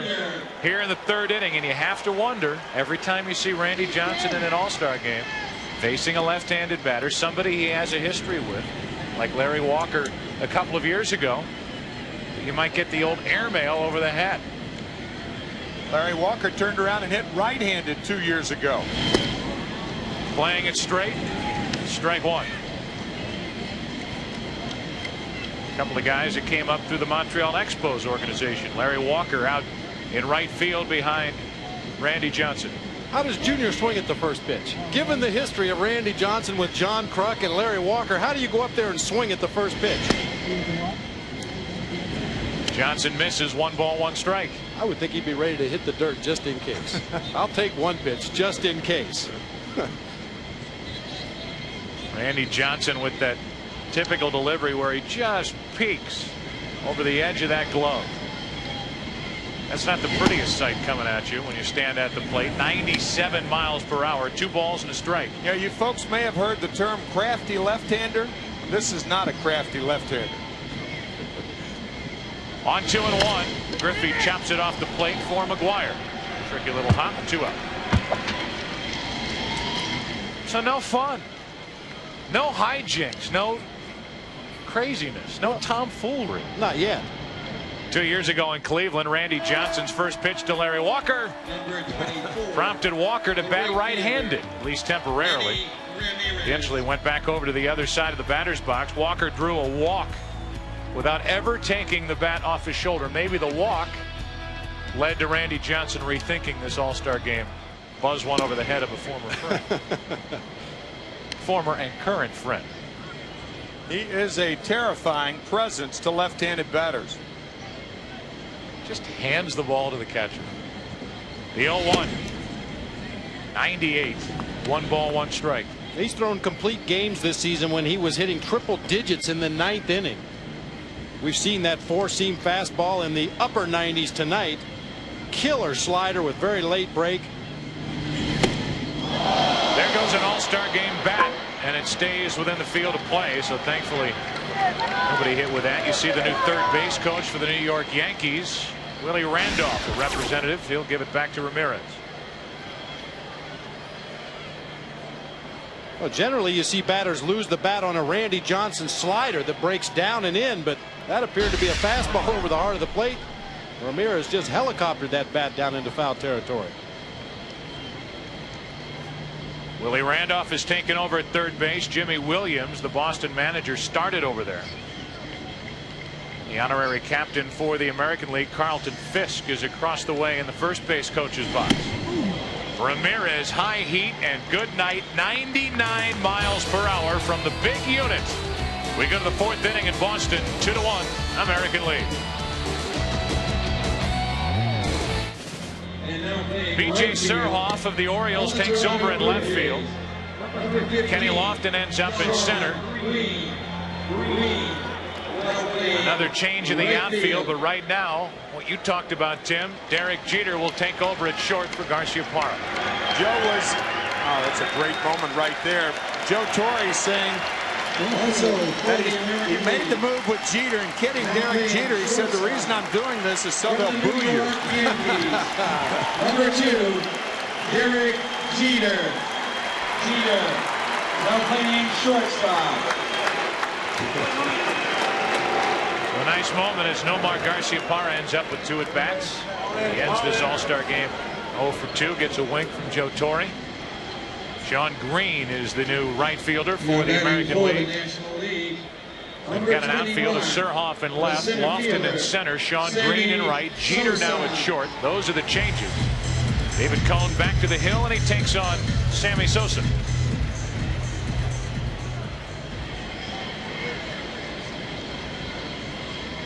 Sosa stands in, a strikeout victim his first time up. First pitch swinging, pops it up to the right side for Tomey. A little stagger at the end, but Tomey puts it away, and Sosa is 0 for 2. Well, home run derby last night may have been won by Ken Griffey Jr. But years from now, they'll be talking about this display at Fenway Park. 13 home runs in the first round. None of them were measured at 500 feet, but come on. Those had to have been 500-foot home runs. There are a lot of people around here wondering who calculated those distances. Well, he hit one off the top of the light tower in left field. No telling how far that ball would have gone had it continued into the night. Wire 1 ball, 1 strike. I get the opportunity to watch him take batting practice day after day in St. Louis. It doesn't get old. And he finally got a chance to display that power in a batting practice type atmosphere during the home run derby here last night. And he did the second half of that first round with a broken bat. Ooh, that just missed. The count 2-2 on McGuire. You mentioned he broke one bat in the home run derby. Another bat was taken away from him by Pedro Martinez. Mark McGuire is down to one bat to use in the All-Star game. So this is it. If he breaks it, he's gone. He can't continue. Like when you were a kid, you lose the ball, you got to go home. Game's over. He is eyeing Mike Piazza's bats in case he needs another. Mark McGuire will take a walk with one out. That's the first walk handed out. And when you think of Mark McGuire, you naturally think of 70 home runs. But how about this moment? September 8th, 1998. Hits number 70. His son Matt is on hand. And what father can't get a chill watching that? And you may have noticed Mark McGuire on his hat has Matt written across the crown of his ball cap. Big Mac on at first with one out. Big Matt is at the plate, strike one. Home run number 62 by McGuire last year. The shortest home run that he hit all year, 341 feet. Had it been low enough, it had gone through the wall, not over the wall. Bagwell waits on deck. Matt Williams, who has hit at least 20 home runs every season during the 90s. A guy who everybody talks about the season he was putting together in 1994 when the strike hit. Matt Williams putting together an incredible season when he hit 43 home runs in just 112 games. Good swing, but strike two. It is 300th home run of his career back on April 6th of this year. National League Player of the Month in April. Hit 357 with 8 homers and 25 RBIs. Barry Bonds does have a chance to have 20 or more home runs every year in the 90s. He has 9 this year. Of course, Bonds has been on the disabled list for about a month. A 1-2 pitch. Williams a late swing, and Cone rings him up for his third strikeout. That is 8 strikeouts now in 3 2/3 innings by Pedro Martinez and David Cone. Looked like the splitter, wasn't it? I believe that tumbling rotation usually indicates a split finger fastball, the movement down and into the right-handed hitter. Tying run at first. That's McGuire with 2 out, and here's Bagwell. Takes the ball high. I'm sure at some point, Bob, some hitting coach during Jeff Bagwell's life as a baseball player said, you know what, look, you can't hit like that. Spread out at the plate, got that severe uppercut swing. All he does is pound home runs. It's an interesting contrast to some of the other home run hitters we have here in the ball game tonight. Ken Griffey Jr. very upright in the batter's box. Mark McGuire, a little crouch of his own, not to this extreme. But they all managed to get the head of the bat on the ball and hit it a long way. Jeff Bagwell appears to have that invisible stool underneath his rear end. Rarely gets cheated. 2 balls and a strike. And a strike over the outside corner, and Bagwell's thinking that's 2 this guy's calling on me over the outside part. 2-2. Not too many hitters have seen that pitch called a strike this year by umpires of either league. That high slider. Bagwell lines one into right field. That's a hit. Sean Green will get it back in. It's 2 on, 2 out. Now the tying run is in scoring position for the National League here in the 4th inning. Only the 3rd hit of the night for the National Leaguers, and Mike Piazza, who struck out his first time, digs his way in. Number 31, the catcher, Mike Piazza. Piazza, who grew up in Norristown, Pennsylvania. It's an old story, but in a game like this, worth reviving. The former 62nd round pick of the Dodgers back in 1988. Look at Ted Williams, who told Mike Piazza at a young age, after watching him swing, you will be in the big league someday. Teddy Ballgame was right. Here is Piazza, and there's a base hit into right. Now what do? You try to score McGuire. They will hold him at 3rd. And the bases are loaded with 2 out. A walk and 2 singles here in the 4th inning. Tim Flannery, the third base coach, coming way up the line to see if Sean Green bobbled the ball. Then Mark would have tried to score, but no way to try to score McGuire on a ball hit that hard, even with 2 outs. Green with too strong an arm. And Green did make a good throw right through the upright arms of the cutoff man, Jim Thome. It was right on line for Pudge Rodriguez at home plate. Very strong throw. Appeared to be right on line as well. Tony La Russa is probably somewhere hiding in this ballpark with big signs. One says stop him, the other says send him. And I'm sure Tony was watching with his breath held as his big moneymaker rounded third base. Mark's been bothered by a bad ankle, huffing and puffing over at third base, and he just will not score on a ball hit that hard to a guy who can throw. And now the bases are loaded with 2 out to Jeremy Burnitz. And he's jammed and grounds 1 to first. Picked up by Thome, and the threat is over. A walk, 2 singles, 3 left, 4 on the night for the National League. We go to the bottom of the 4th inning. David Cone. Good work in 2 frames, 2-1 American League. As we approach the top of the hour, we approach the bottom of the 4th inning. This night started with some of the greatest players this century being introduced to the crowd here at Fenway. And then it was game time, and it was Pedro time as he started this game with 3 consecutive strikeouts in the 1st inning. He would end up striking out 5, and the 2nd inning came to a close, and a strike him out, throw him out, double play. And a standing ovation for Pedro Martinez as he exited. Left this one after 2 shutout frames. Luis Gonzalez is now in the game in left field. That moves Jeremy Burnitz from left into right. We have a new pitcher, right-hander, Kent Bottenfield, a 14-game winner. One of the great stories, along with Paul Bird, 2 right-handers for the National League. Bottenfield started and won against the Giants on Sunday evening. Then the red-eye to Boston has got to be dog-tired. Jim Thome leads it off. 2-1, the American League leads it here in the 4th inning. Bottenfield on 0-1. This is inside. I liked Ken's quote about appearing here at the All-Star game. He said, you know what? I'm going to have one of the longest names of all the All-Stars, but I'm not going to have one of the biggest.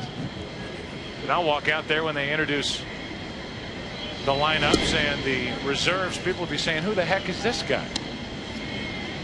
Released 4 times in his professional career and now finding success. A 14-game winner here in 1999 in a Cardinal uniform. The 2-1 pitch. 2 balls, 2 strikes on Thome. Out of nowhere, Kent Bottenfield, Paul Bird. A couple of guys who know what it feels like to be released. Bird picked up on waivers from the Atlanta Braves, picked up by the Phillies. See what they have put together here in 1999. Bottenfield misses, and the count goes full, 3-2.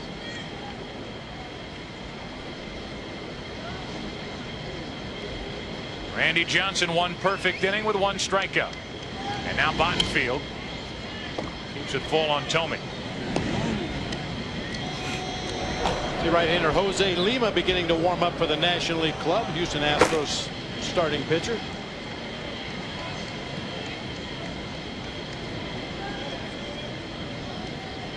Three balls, 2 strikes. Thome leads it off and took ball 4 low. Let's take you down to Steve Lyons. Steve. All right, Joe, thank you very much. The AL starter for the American League, Nomar Garcia-Parra. In the 3 years that you played in the major leagues, you've had tremendous success. Rank in order of importance the highlight of you standing on that line and during the introductions for this All-Star game. I've had some pretty special moments, and that ranks up there. I mean, these fans are great, and that was something special, and I'll never forget that. You know, speaking of special moments, when Jeter comes onto the field to take over for you, nice little hug there. That was nice. What did he say to you? I said, go get him, bro. They send out the best to take care of me, so that's great. How about with the legends of the game here tonight and Ted Williams throwing out the first pitch? You hopped up on his golf cart, had a few words. What was the conversation all about? You know, I just said hi, and he was saying, you know what, no, we got to get together sometime. And I said, most definitely. I mean, every time I talk to him, it's a thrill. He's the kind of guy that was absolutely one of the best hitters, and he loves the way you play. Certainly the fans here in Boston and around the country got a chance to see how you play the game. It was an outstanding experience tonight for you. Oh, it was, and I really appreciate it. I thank them every day, and you know what, I can't wait to come back out on Thursday and play in front of them again. He went 0 for 2, but we're not going to be able to knock that smile off your face. Let's go back up to you guys.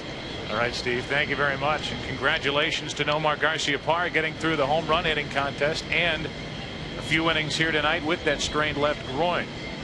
You can bet that the Red Sox brass breathing a little easier after he missed most of last week. Big series down in Atlanta for Boston. Ripken, who already has a hit, fouls that one out of play, the count 0-2.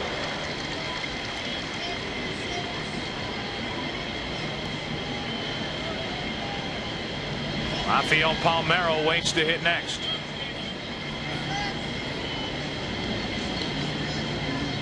Baseball's Iron Man, Cal Ripken Jr. at the plate, leans away from ball one. His consecutive game streak, and it's worth reiterating, ended with 2,632 consecutive games over a 14-and-a-half-year period. It ended last September against the New York Yankees. Started on May 30th, 1982. It finished last September. It's back and out of play, and the count still a ball and 2 strikes. And during that streak, Cal Ripken Jr. probably used about 1,742 different stances at the plate. You may go to back-to-back ball games and not see him take the same stance in that batter's box. Talk about adjustments all the time in the game of baseball. He makes them from at bat to at bat sometimes. Having fun over on the American League bench as they watch Ripken with a count of 1-2, and Ripken hops out of there. Cal Ripken Jr. started this season with a heavy heart, losing his father to lung cancer March 25th. Had to battle through that. Went through emotions he had never felt before. His partner really in the Oriole organization went on to the disabled list. First time he had ever done that. He's on the DL from mid-April to mid-May. And then here's a guy, Bob Brenly. Everybody said, come on, Cal, retire, sit down. You've lost it. Don't embarrass yourself. And here he is with all-star numbers, 12 home runs and an average of .313. Everybody should lose it if that's losing it. Cal Ripken has had the last laugh on those critics as he taps it foul. And it's nice to see him laughing, smiling, and having fun after a rough start to the 1999 season.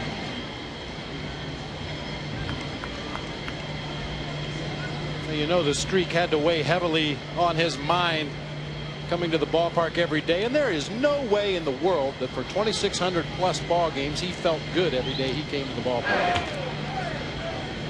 And now that the streak is gone, it appears that Cal is able to relax and play the game like the rest of the guys do. Owner of the Orioles, Peter Angelos, renewing his contract for at least 1 more year. Bottenfield on 1-2, and that caught Ripken. So a walk and a hit batsman, 2 on, nobody out, and Ripken down to first.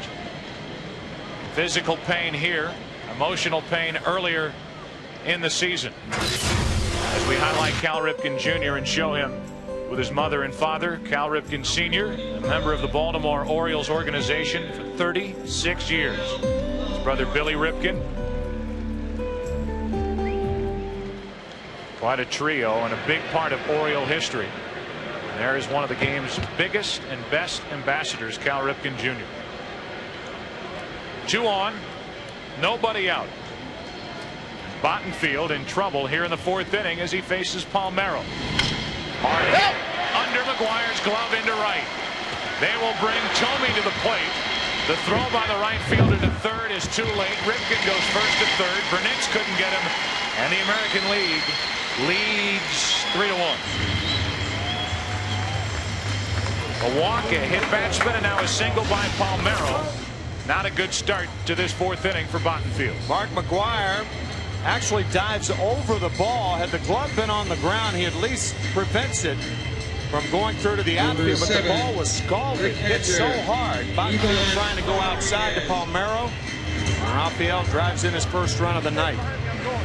Now you mentioned, Tim, a lot of aces in this ball game tonight of the starting rotations of the various teams, and Bottenfield is no doubt the ace of that Cardinal staff, but not the overpowering kind of pitcher that we've seen up to this point in the ball game. Right. Palmeiro, they don't hold against him, and he was ready to swipe second. Rodriguez swinging, strike one as he fouled it away. Probably not holding against him because Rafael had 2 knee operations last winter. Like he was running pretty well then, and now Mark McGuire will hold him on. Going now, man. He's back there. You can hear him talking. He said, I'm not going now. He was back there before. First and third, nobody out. Rodriguez hammers after another, strike 2. Mitch McGuire playing behind over at first. Palmeiro knows that. He's a first baseman. Got a good walking lead. Accelerated right into his break for second base. Again, a guy in Palmeiro who is progressing and getting better in his mid-30s. Runners at the corners, nobody out, and the count 0-2 on Ivan Rodriguez.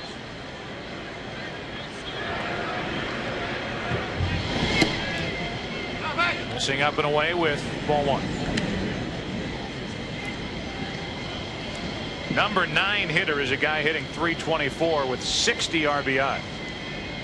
Roberto Alomar. Randy Johnson, his work finished for the night. That stays up. 2 balls, 2 strikes.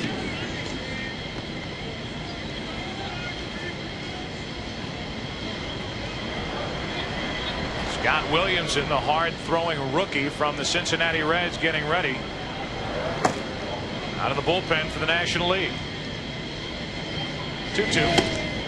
And a good fastball from Bottenfield. Ivan Rodriguez is gone, 1 away. 1 down. Roberto Alomar will bat. We'd like to announce the winner of a brand new Nissan Frontier Crew Cab, the first compact pickup truck with 4 real front hinged doors. The winner of the All-Star Drive to Boston sweepstakes is James DeStefano. Congratulations, James. Runners at the corners with 1 out.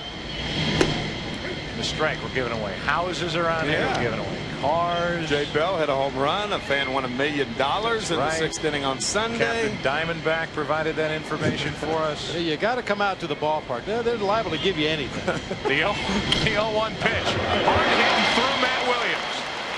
Into left field. In to score is Ripken. And it's now a 4-1 American League lead. That ball stayed down on Matt Williams. Right now. Watch Matt go to his right, try to backhand the ball. The ball hugged the ground. That's the ball Matt Williams usually sucks up. And that particular ball coming off the bat of a left-hander has a little English on it and was tailing away from Matt Williams. Went down to a knee to backhand that ball, and it just kept moving away from him. So now runners at first and second on an error. That's how it's ruled. An error by Matt Williams. They do not give an RBI to Roberto Alomar. Kenny Lofton stands in. You know better than I, Bob, but Matt Williams is a guy who learned how to play the infield, first short and then third in college by strapping ping pong paddles onto his palms and fielding ground balls. Still has the softest hands of any third baseman this side of Mike Schmidt. He gets a chance on a pop-up off the bat of Lofton, 2 down. Mike Schmidt probably saying to himself, how can they give Matt Williams an error on that ball? That ball's got to be a hit. We know he's saying it because he's right next to us up in the booth. Derek Jeter will walk in for the first time this evening. Number 2, the shortstop. Piece of cake, huh, Michael? 10 Gold Gloves. Steve Carlton right next to us. We talked about Lefty earlier. One of the legends of the century, 329 major league wins. It was a privilege to be a teammate of theirs, believe me. Runners on at first and second, and 2 out for Derek Jeter, number 2 from the Yankees, and he takes a ball up and away. Tim, you get a chance to watch Derek Jeter now pretty much on an everyday basis. You and I and Bob have been so impressed with him the past couple of years. What do you think of him now? He's been the most valuable player in the American League, in my view, over the first half of the season. Rarely do the Yankees play a game where Derek Jeter does not have a hand in doing something big. Defensively, on the bases, with the long ball, clutch hitting, and Joe Torre knows it. Joe continues to shake his head and say this guy is something special. Rookie of the Year back in 1996 and a part of that World Championship for the New York Yankees. He's up on the count here, 2-1. And he's adopted a more formal attire for the All-Star game tonight, wearing spats. I'm telling you. What is that? Stylish. Very stylish. No idea. 2 on, 2 out. Jeter a little out in front. 2 balls, 2 strikes. He is a racehorse, I'll tell you that. It's not unusual for the All-Star game for the various companies that supply equipment to the major league players to give them something a little out of the ordinary. I'd say that's out of the ordinary. Jeter strikes out, so Bottenfield ended up getting into and then out of trouble with only 2 runs crossing the plate. Looked like Derek Jeter giving a little Nomar Garciaparra right there before his at bat. No chance any of us could miss that with those shoes. He strikes out and we're through 4.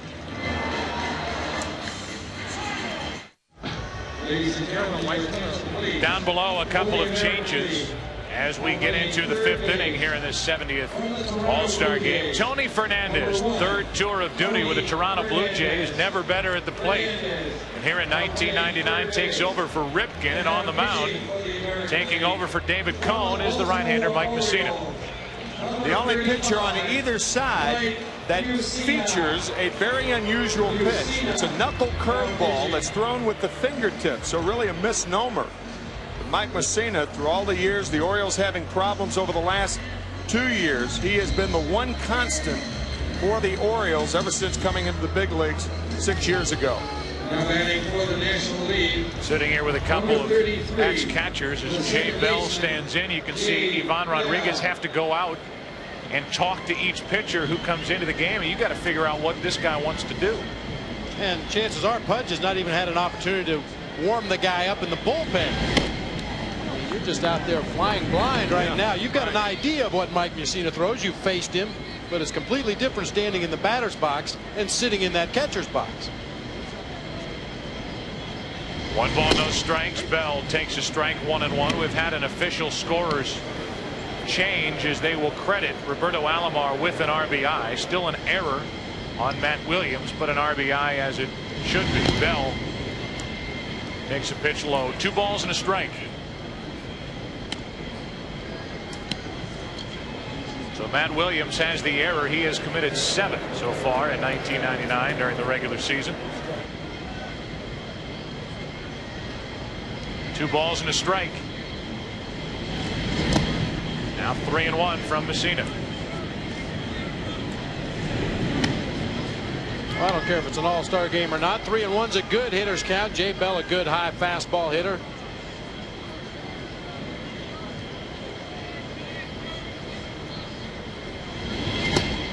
That misses a leadoff walk, so Mussina comes into the game, issues a walk to Bell, and a couple of toms. Here's Tom Brenneman. Hall of Famer of the New York Mets. And Tom, you hear so much about how pitching is poor today. How do you compare the pitching today from when you were in the big league? You know, it's a lot easier when you're out of the game 15 years or so, and you look down and of course I'm broadcasting, doing some broadcasting for the Mets and do 50 games for them. But I try to be as objective as I can in the sense of why is the game different now than it was before. And I look at it and I see more.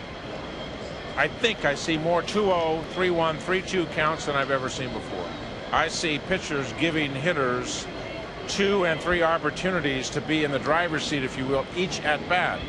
Whereas I don't remember it being that way. Now, I don't think the great pitchers of any era are any different. I'm not talking about the Pedro Martinez's and, you know, the guys that are here at this All-Star game. But as a general rule, I see more pitchers pitching behind in the count, and you just put yourself behind the 8 ball when you do that.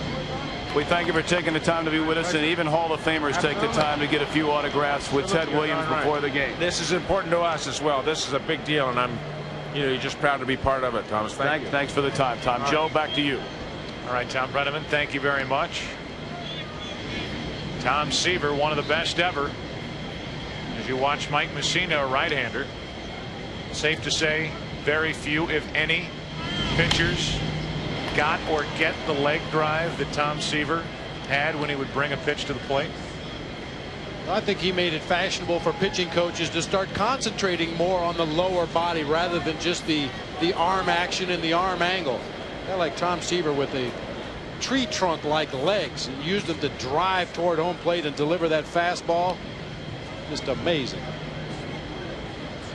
1 on with nobody out. Larkin takes a ball, 1-2. Tom Seaver used to get so low that he would often wear a knee pad on his right knee, scraping that knee along the ground. Tom obviously right on about pitchers falling behind in the count. It's epidemic in baseball. Possible double play ball. Alomar flips to Jeter. To first, too late. Larkin is on. The ball took a tricky hop, and Alomar tried to stay with it. Not very well handled up the middle by two guys who do not typically work together. Our Chevy Trucks game summary as we play here in the 5th inning. Jim Thome put the American League out in front with an RBI single in the first. Cal Ripken added to that lead. Pedro Martinez, 5 strikeouts, ties an American League record. Then it's Barry Larkin driving in a run with an RBI single with 2 out in the 3rd. The American League just scored 2 runs in the 4th inning against Kent Bottenfield. And Bottenfield is likely finished for the rest of the evening. Here's Luis Gonzalez, who was a study in perseverance, a .360 hitter. 3rd in the National League, 1 on, 1 out. And a ball low and away from Mussina. I think when Roberto Alomar had to back up on that ball that was hit hard, he loses his chance for the double play. Derek Jeter with a strong throw, but because the hop took him back, Barry Larkin beats the throw. And once again, that's another defensive play that perhaps would be handled a little easier if Alomar was working with Vizquel or if Jeter was working with Knobloch, the guys that they're familiar with. 1 on, 1 out here. 2 balls, no strikes on Gonzalez, who with the Diamondbacks is playing in his 4th organization. That is fair down the left field line into the corner. Larkin will head to 3rd. Dug out by Surhoff. It's a double. 2nd and 3rd. 1 out here in the 5th inning for the National League. Gonzalez is something. He had a 30-game hitting streak this season. As I mentioned, with his 4th organization, which includes 2 different stops with the Houston Astros, and he just hangs line drive after line drive all over the park. And from foul line to foul line, no easy way to play defense. You see Tony Fernandez, no chance to react on that ball down into the left field corner. And one of the most likable guys in all of the major leagues. I think that everybody is happy for the success that Luis Gonzalez is having this year. Guy batting .360 this year, only .267 for Detroit last year. He's at 2nd. Larkin's at 3rd with only 1 out. And here's Sammy Sosa. All of a sudden the National League has the tying run at the plate. Sosa up, McGuire on deck. Sammy Sosa hit his first career home run right here at Fenway Park against Roger Clemens as a member of the Texas Rangers. That was the only home run he hit as a member of the Rangers. 1 ball, no strikes. 2nd and 3rd, 1 out. American League up 4-1. 5th inning. Pretty good heat. Sosa couldn't catch up. 1 ball, 1 strike. Well, Sammy Sosa has really zoned in his strike zone, but that's the one pitch that occasionally you can still get him to chase. That fastball that's up a little bit. Such an enticing pitch.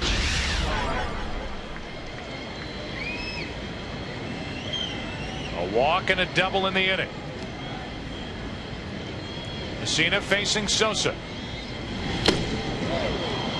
2 balls, 2 strikes, and those are 2 very good fastballs from Mike Mussina. That adage in baseball, keep the ball down. You better not do that to Sosa and McGuire. It's that high riding fastball once again. 2 guys who hit combined for 136 home runs between the two of them last year, and both lethal low ball hitters. Second and third, one out. Now the 1-2. Over the outside corner, 2 gone. Sosa 0 for 3 with a pair of strikeouts, and it's up to McGuire. Number 25. Country hardball, fastball on the outside corner at the knees. Get a look at it from catcher cam. Once again, Pudge Rodriguez moving the glove back toward the center of the plate, giving the illusion that that pitch is a little better than it really is. Strike 3 called on Sosa, and now it's up to Mark McGuire. I guess we'll find out who really is the man in this situation. Sosa kept saying that last year. McGuire swings through one. 93, 93, 93 from Messina.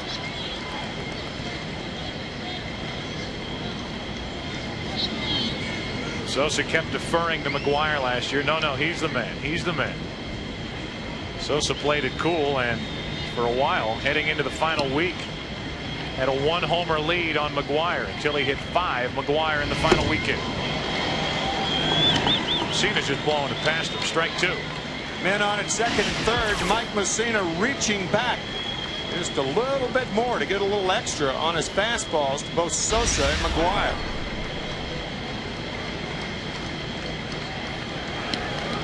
Nothing and 2 on Mark McGuire. Second and third, 2 out. Tying run at the plate. Struck him out. That'll go on the resume. Mike Messina comes in. Second and third, 1 out. Strikes out Sosa. Strikes out McGuire. Still 4-1 American League. Well, providing baseball fans with live aerial coverage of historic Fenway Park, Budweiser's own Bud One Airship. Budweiser is the official beer of Major League Baseball. Down below, 1,000 changes. There are only 9 guys out there, but they've changed 1,000 times. And Brian Jordan is now in the game in center field. Sammy Sosa's gone. Vladimir Guerrero, one of the best young players on display here tonight, is out in right field. But that's not all. Jeff Kent takes over at second base from the Giants, takes over for Jay Bell. Sean Casey, good young player he is, at first base for Mark McGuire. And Mike Lieberthal is now catching in place of Mike Piazza as Jose Lima takes over for Kent Bottenfield. Jose Lima, one of the more excitable pitchers in the National League. Throws a good hard fastball, a little bit of a slider. His best pitch is a straight changeup. Only 23 walks on the year. Surhoff, his first all-star swing, and he grounds to first for Sean Casey. 1 pitch, 1 out. Let's take you now to Keith Olbermann. Keith. All right, Joe here with Mark McGuire, and it's not a real warm night, but there's a lot of heat out there. Everybody in this, both teams' pitchers seem to be throwing as hard as humanly possible. Yeah, those last 3 pitches, I thought I was right on it, and they jumped right by me. And you know, I like that though. I like how Mike went right at me, and he beat me tonight. Do you have a sense that there was something of an anticlimax after that great all-star, all-time collection here with Ted Williams chatting, just chatting, hitting with a few of you guys out there, holding up the game, not holding up the game, but really sort of the climax coming first? Well, the greatest thing about that is he was out there, he just wanted to talk baseball with everybody out there, and it was just wonderful, and he had tears coming down his eyes, and I saw a lot of guys that felt like they were going to tear up. I mean, he's just an icon here in Boston, all over baseball, so it was just great to be there. Did you get anything worthwhile advice-wise in those few moments? Yeah, he asked me, he wanted to ask me something. If I ever foul a ball back, do I ever smell burnt wood? And I said, yeah. I said, all the time. So, it's something comes out of his mouth, you take it to your heart. All right, Mark, thanks for stopping by. We appreciate it. No problem.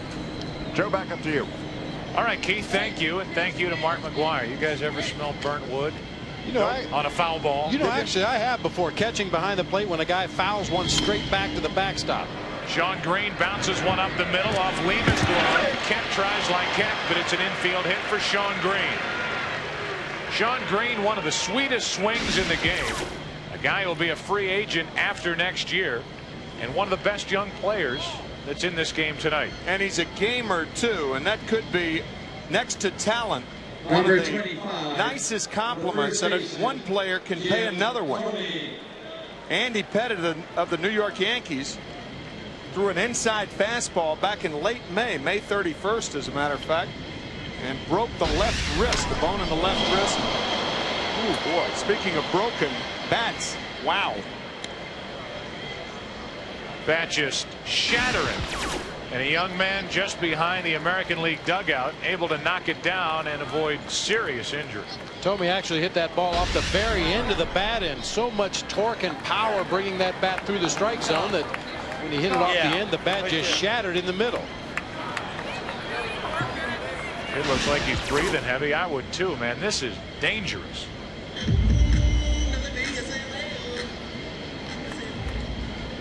They spilled their beer too. Cost somebody about $28. Talked about that helicopter earlier in the ball game, Manny Ramirez, and that one lethal into the stands, but everybody's fine. They got the matching set. They gave him the handle to go with a barrel. 1-on-1 out here, and Jim Thome pops it into right field. Well hit. Guerrero back at the wall to make the catch. 380 feet away, and then shows off that arm and nearly doubled Sean Green off at first. That ball was crushed. And it gives you an idea of what kind of career Ted Williams, a pull hitter in this ballpark, had. 380 feet to right field, and it stays in the ballpark. You could tell from Tome's reaction, he thought he got all of that ball. Watching the flight of it, Guerrero goes all the way back to the wall. And then, as you said, Joe, showcases that arm, throwing it all the way back into the infield in the air. Trying to wish it out of the ballpark. In Cleveland, that ball is so far back into the seats. Any ballpark in baseball, gone. And I'm sure Vladimir Guerrero was just as surprised to keep running, and then standing at the wall to make the catch. Thinking, hey, it's a lot of room out here. 1 on, 2 out. Tony Fernandez takes a strike. As you watch Guerrero go back. A couple of checks to find himself on the wall, is able to come in a step or two, and then winds up and unleashes that throw back to the infield.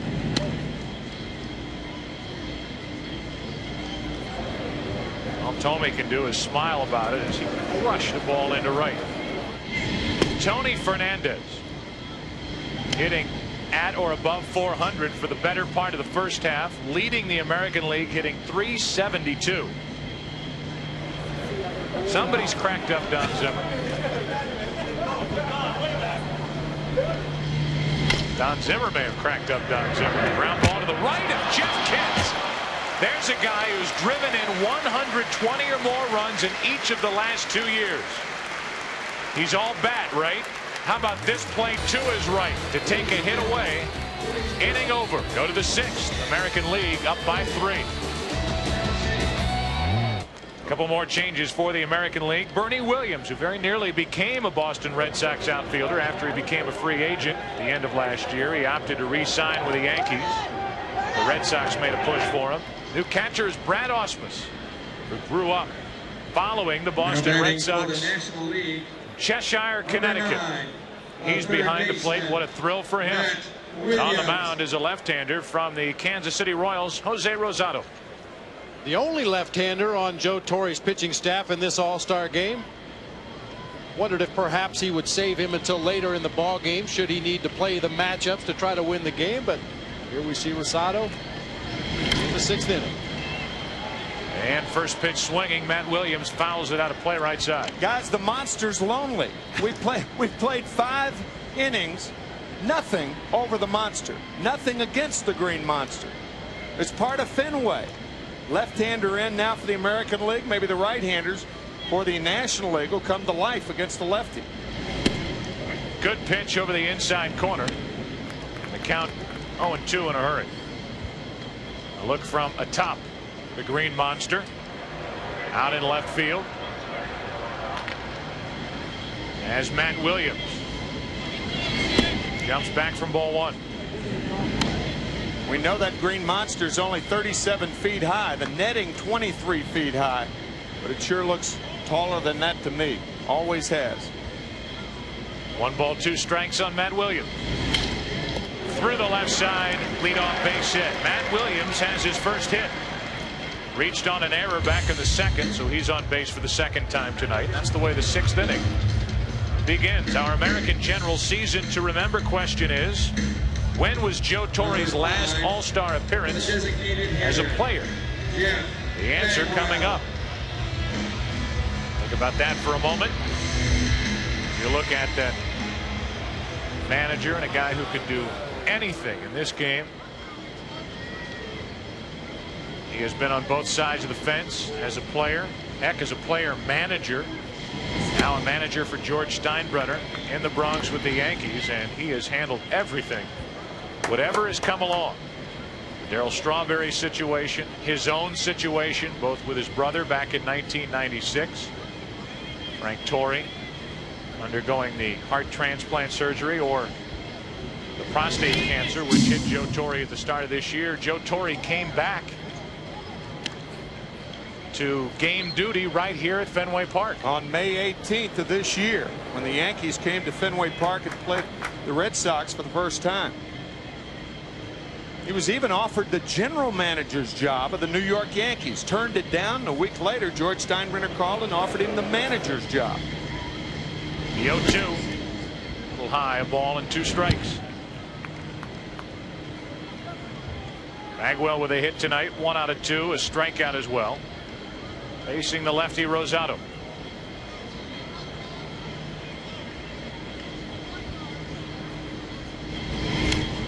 Bagwell fouls it back, still 1-2.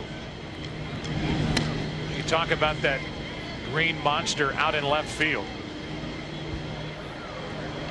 That netting was not always there. Heck, the green monster wasn't always green. It wasn't always 37 feet high. But after a fire, when they remodeled this ballpark and refurbished it, they kicked it up to 37 feet high. Tom Yawkey had purchased the team in 1933. They underwent renovation here in 1934. Put it right back together. They have that 37-foot tall wall, 23-foot netting above it. Ausmus keeps it at the plate. It's from 0-2 to 3-2. A look at Lansdowne Street beyond that netting out in left. Shoulder to shoulder on Lansdowne Street last night, also known as Ted Williams Way, during the home run derby. They've been lonely out there tonight, however. Not even a dent out there, and Bagwell strikes out on a 3-2 pitch from Rosado. In 1936, 2 years after the Green Monster was built, the Red Sox acquired right-handed slugger Jimmy Fox from the Philadelphia Athletics. Fox cleared the wall with such regularity. Many windows were being shattered on Lansdowne Street beyond the wall. So the Red Sox saw it necessary to construct that 23-foot high netting above the wall out in left. But that netting was insufficient protection for the people down there last night during the home run derby. Bucky Dent visited that netting back in 1978 as Rosado misses high to Mike Lieberthal. Little known catcher, but heck, maybe one of the best all-around catchers in the National League. I think he is the best all-around catcher, and I don't think anybody knows it. 18 home runs, 61 RBIs. Now, most assuredly, Mike Piazza, not only the best hitting catcher in the National League, but maybe the best hitting catcher ever. He's putting up those kinds of numbers, but Mike Lieberthal can throw well, calls a great game. Had a terrific year for those resurging Philadelphia Phillies, who are a good ball club.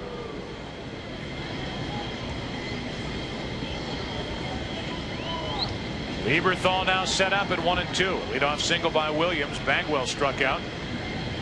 Rosado to Lieberthal. Might be a double play ball. Fernandez starts it. Alomar in the middle. And the inning is over. The inning started with a hit by Matt Williams. A strikeout, a double play later. We sail into the bottom of the 6th inning. Midsummer Classic. The 70th 4-1 American League. Perfect shot at Fenway Park with a star in the middle. And in the middle of that star, Ted Williams, number 9. We move to the bottom of the 6th inning. The American League out in front 4-1. And Harold Bain stands in. Harold Bain. Take on a new pitcher, Kevin Millwood of the Atlanta Braves. Baines batting for Rafael Palmeiro. 1 out of 2 in his first All-Star game start. As Ed Sprague of the Pirates, long time of the Blue Jays, is in at third base for Matt Williams. 2-0 on Baines. The numbers for Millwood, an 11-game winner, and he has been the most consistent Atlanta Braves starter in the first half of the season. Which is saying a lot with the likes of Greg Maddux, Tommy Glavine, and John Smoltz, who are all, with the exception of Smoltz, who's bothered by that bad elbow, starting to get back into a groove. Maddux has won his last 4. Maddux now 10-5 for the Braves. Glavine back on track. Smoltz coming off the DL this week. Baines, the hit machine, gets a base hit into left center field. Jordan gets it back in, a leadoff single. Let's go back down to Tom Brenneman. Joe, 50 years ago yesterday, a color barrier was broken for the All-Star game when 4 players, African-American players, appeared for the first time. And Eddie Murray, your thoughts on that even now? Well, 50 years, it's a long time, but it was a long time in coming. I mean, it should have happened a long time before that, but as Jackie Robinson did it for us, I mean, you know, they couldn't have picked a better person. And, you know, it's just something you always sit back and you think about people who, let's say, paved the way for you. And, you know, every time I see somebody that's older than I am, an older ball player, you kind of tip your hat to them and you speak highly of them. Thank you for your time. Those 4 players, Joe: Don Newcomb, Larry Doby, the great Jackie Robinson, and, of course, the 4th and final member of that group as we acknowledge Rachel Robinson. Joe, back to you. All right, Tommy, thank you very much. The color barrier had been broken by Rachel's husband, Jackie Robinson, 2 years prior to that in 1947. And in 1949, that's when the color barrier was broken in the Midsummer Classic. As Brad Ausmus stands in at the plate, Ausmus up on the count, 2 balls and a strike as he fouls one away. And here's a guy who grew up learning to love the game of baseball, watching that uniform as you look at Offerman on deck here at Fenway Park. Brad Ausmus' mother Lynn used to bring him here to Fenway Park when he was 7 years old. Brought a handmade sign that he made out of beads glued to a piece of cardboard that said, "Yankees stink." He's still got that sign in his bedroom at home. Still has it hanging in his room at home. 3 balls and a strike. Ausmus fouls it back. Tom was acknowledging Rachel Robinson, the 4th member who helped break that color barrier 50 years ago, was Roy Campanella. And you can see, looking at Rachel, it's a chilly night here. It's almost like a fall-like atmosphere here at Fenway Park. 3 balls, 2 strikes, 1 on, nobody out, and Ausmus keeps it full. Well, that's one thing they don't know a lot about here is fall-like temperatures at Fenway Park, since they're not usually playing in the fall. Well, they can play, but they have a tough time bringing home the goods. Haven't won a world championship. The Red Sox have not since 1918. If you have heard of the curse of the Bambino, that's what that's all about. They sold Babe Ruth to the New York Yankees. Owner Harry Frazee doing that to help finance and bankroll musical No No Nanette.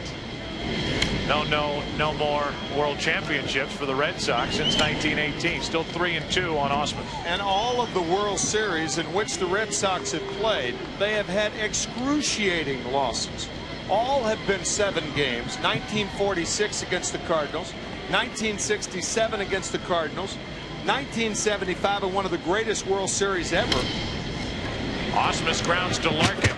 Force out at second, and they can't turn the double play. Ausmus, it is, runs well for a catcher. Oh no.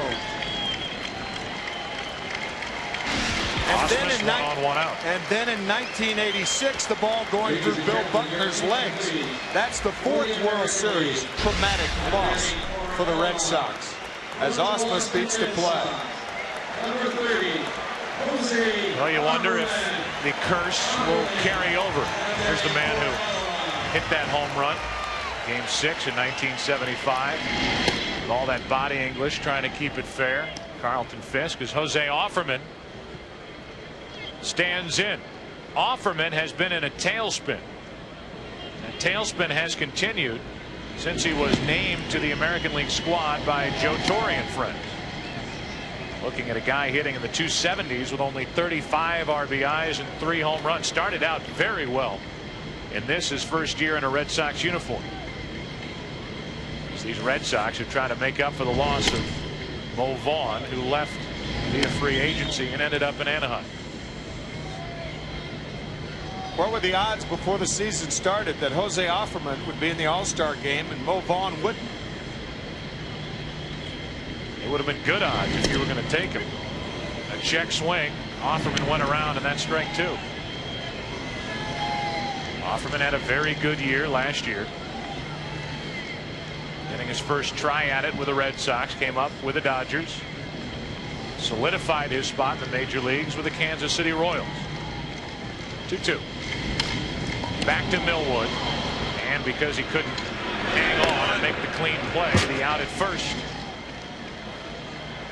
Down to second is the runner Osmus, 2 out here in the 6th inning. Once again, our American General season to remember question Number is 51. When was Joe Torre's last All-Star appearance as a player? The answer, 1973. As a member of the St. Louis Cardinals, Torre appeared in the Midsummer Classic in Kansas City. 1973 for Joe Torre. A season to remember, as was 1971. That's when Joe won the MVP award in the National League, batting .363, 230 hits, and none were leg hits. Joe couldn't run a lick, but boy, could he hit. Bernie Williams now is first at bat. He takes a breaking ball from Millwood for strike 1. Boy, Joe Torre has had a lot of seasons to remember. Sure has. Most recently, the World Series last year against the San Diego Padres, the '96 World Series against the Atlanta Braves. Even agreeing with you, Bob. The 0-1 to Bernie Williams. 1 ball, 1 strike. And last year with these Yankees, as we show and talk about Joe Torre and we look at Bernie Williams, 125 combined victories for the world champions. 114 during the regular season. American League record for New York. Runner at second here, 2 out. Bernie Williams takes a good fastball, strike 2. New York Yankees happy that Bernie Williams is representing the Yankees in this All-Star game. He could very well have been representing the Boston Red Sox. Almost signed with the Sox. Switch hitter waits. Out in front, got a piece, still 1-2. Yeah, one time also rumors that perhaps he was headed to the Arizona Diamondbacks. Captain Diamondback. Well, at least that's what they told us. 1 ball, 2 strikes. Runner at second, 2 out. Well, it's been an amazing year for the D-backs. It really has, and they just pulled off a huge trade, really the biggest since the season began, as they got flame-throwing right-hander Matt Manti from the Florida Marlins. They had to unload a very good pitching prospect in Brad Penny. Also Vladimir Nunez, and there was a lot of talent going both ways. I think it was a trade that both clubs will end up benefiting from. How about the 2-2? Full count on Williams.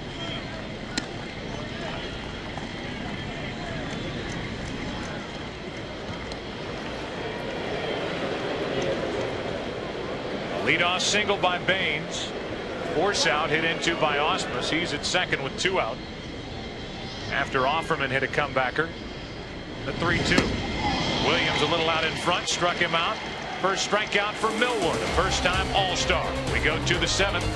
Back after this from your local Fox station.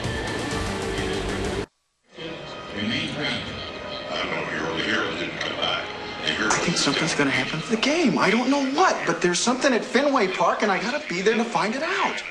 Is Fenway the one with the big green wall in left field? You got it. There's the big green wall in left field. You know, following the 1933 season, as we talked about, 30,000 pounds of iron was used to construct the 37-foot-high green monster in left field. The wall is 240 feet long, and the foundation sinks 22 feet below the ground. When it was painted green, there used to be Advertisements out on that wall. Painted totally green in 1947. New right fielder into the game is Maglio Ordonez, a good young player. Here's a veteran, Omar Vizquel, taking over at short. Jose Offerman stays in the game. He's now at second base. Means that Roberto Alomar is finished. Ron Coomer of the Minnesota Twins now at first. Great story. Another story in perseverance. First-time All-Star. And here's a guy who may lead the league in stories of perseverance. Jeff Zimmerman, who was a perfect 8-0 out of the bullpen this season for the Rangers. From Carsland, Alberta, about 600 miles north of Great Falls, Montana. 500 people, the population in Carsland, Alberta. Jeff's father, Bill, watching the game tonight from that little hamlet in Alberta. Watching son fall behind 2-0 on Brian Jordan. You get the feeling there's not a lot else going on up there tonight. There's only a service station, a restaurant, a beauty parlor, and a grocery store, and a hotel. 8-bedroom hotel run by Jeff's mother, Sharon. And here's a guy who ended up pitching in France. He pitched for Team Canada. He gave it up, sent out 200 resumes after getting a master's in business, wanted to try the real world, so to speak. And then he sent out resumes to all 30 major league teams, and the only team that responded 2 seasons ago, the Texas Rangers. And the only reason why they did, they had an extra work visa. They sent it to him. He went to spring training, had a great year, and now here he is 8-0 with the Rangers. But he issues a leadoff walk. His manager in the Northern League, the man by the name of Marty Scott, who used to work for the Rangers, a good friend of Doug Melvin, invited Jeff to spring training, and the rest is history. Here he is in the All-Star game. Here is Jeff Kent. We've already talked about what this guy does at the plate. And when you watch Barry Bonds during a typical game for the Giants when everybody's healthy, really the protection in the lineup for Bonds is the man at the plate, Jeff Kent. A look from catcher cam on the 1-0 delivery. Jordan takes off at first. Throw by Osmus in time to get Jordan. Down by 3. Jordan took off, and he's the first out here in the 7th. Things change a bit in the All-Star game. You're not as strapped to that running game not being as prevalent. Very close at second base, and credit the tag by Jose Offerman. A strong throw by Osmus and a good quick tag by Offerman. Even though he tagged him up near the shoulder, it appeared he got the tag down before Jordan's hand got on the bag. Good quick release by Osmus behind the plate, right on the money. And there's that slap tag at the other end. Now the 3-0 to Kent. Strike 1, 3 balls and a strike. Main reason why Osmus is the selection from Detroit is defense. Thrown out 32%. Potential base stealers. And now Zimmerman walks Kent. So a walk to Jordan. He's out stealing. Followed by a walk to Jeff Kent. And the Green Monster remains unscathed this evening. Ladies and gives you gentlemen, an idea of what right-handed hitters are thinking about. That Green Monster looming over really past left center field. 379 in left center. It says 310 down the line. It's more like 303 or 304, 37 feet high. As we said earlier, that netting 23 feet high. And it's a very intimidating presence when you're standing in that batter's box. It's so close. You can see it in your peripheral vision as you're facing the pitcher. And many right-handed hitters and left-handed hitters as well change their swing when they come into Fenway Park to try to take advantage of that wall. They finally got around to announcing Maglio Ordonez out in right field. And there's a look at that big green wall out in left field. a right-handed batter. I circle that because that's what happens. Right-handed batters come in, they jerk that shoulder out of there and end up popping a lot of balls up to the right side. You know, the wall's only 303 feet down the line, so you think you can jerk those outside sliders. That shoulder comes out of there, and then you're really messed up. Alex Gonzalez, the rookie shortstop from the Marlins, at the plate. And Zimmerman still having trouble throwing strikes. Alex Gonzalez is the reason why the Florida Marlins eventually traded Edgar Renteria to the St. Louis Cardinals. They wanted to find a place for Gonzalez to play, as good as Renteria is. First rookie shortstop to play for the National League, as he fouls another one back, and it's 2-2. There's only one other rookie shortstop selected in National League history since 1933. It was Frankie Zach, a backup shortstop for the Pittsburgh Pirates in 1944. Zimmerman trying to retire his first hitter. Gonzalez breaks his bat, pops it up to Offerman. 2 out. 1 on, 2 out. American League leading 4-1 here in the 7th inning. Our Pepsi All-Star Game summary. Tomey and Ripken, RBIs in the first inning. Pedro Martinez, we'll be talking about that start to this one for a while. 5 strikeouts. He struck out the first 4 hitters he faced. Barry Larkin put the National League on the board in the 3rd inning. The American League scored 2 in the 4th inning off Kent Bottenfield. As Tim McCarver talked about at the start of the night, this has been a, for the most part, well-pitched, low-scoring game. Here's Luis Gonzalez, who's 1 for 1 with a double in his only at-bat back in the 5th inning. Chasing away a moth that had landed out in front of home plate and was distracting him as he was looking out to Jeff Zimmerman. So he called timeout, shoot it away. It's an all-star moth. All-star moth. Deserves to be here. One of the best at finding a light. So he ends up at the Midsummer Classic.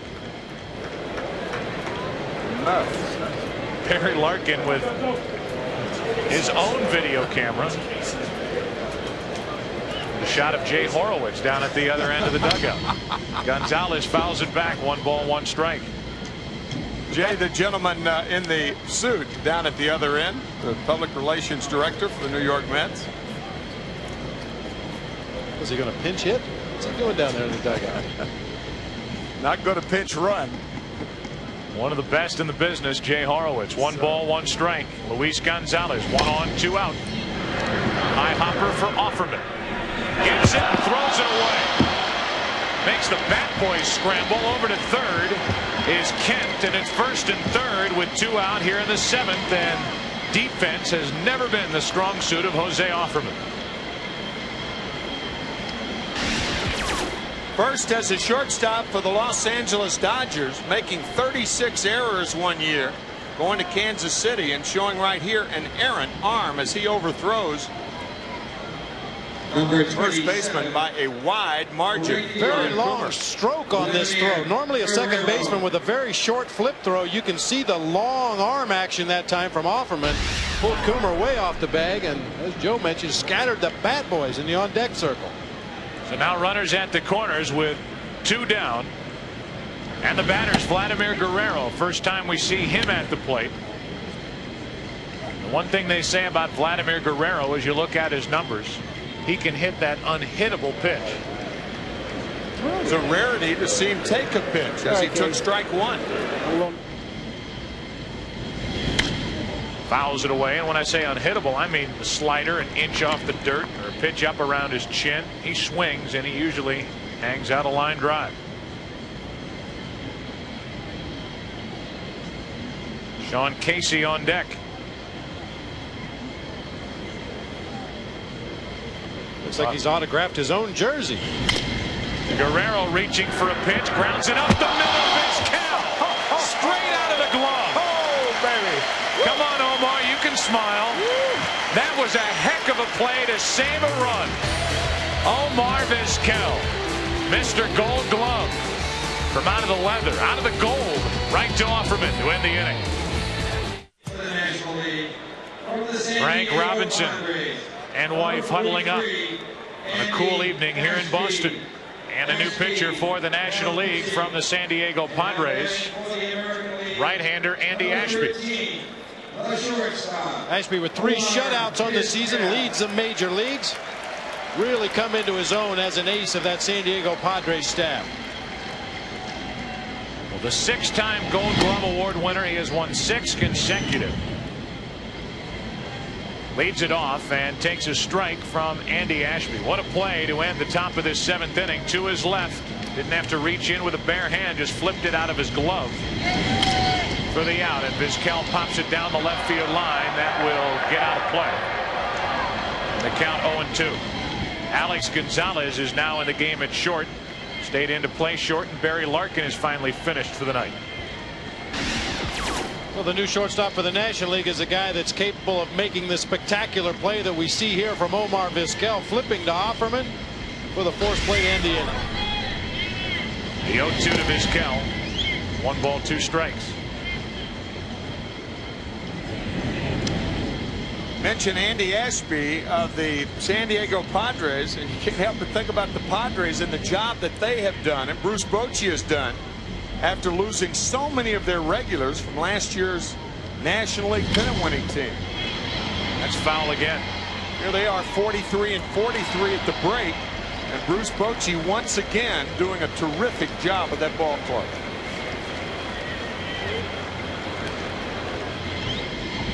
He's done a terrific job as manager of the Padres. Maybe bettered by a close friend of his, Jack McKeon of the Cincinnati Reds. Here's one to a Cincinnati Red.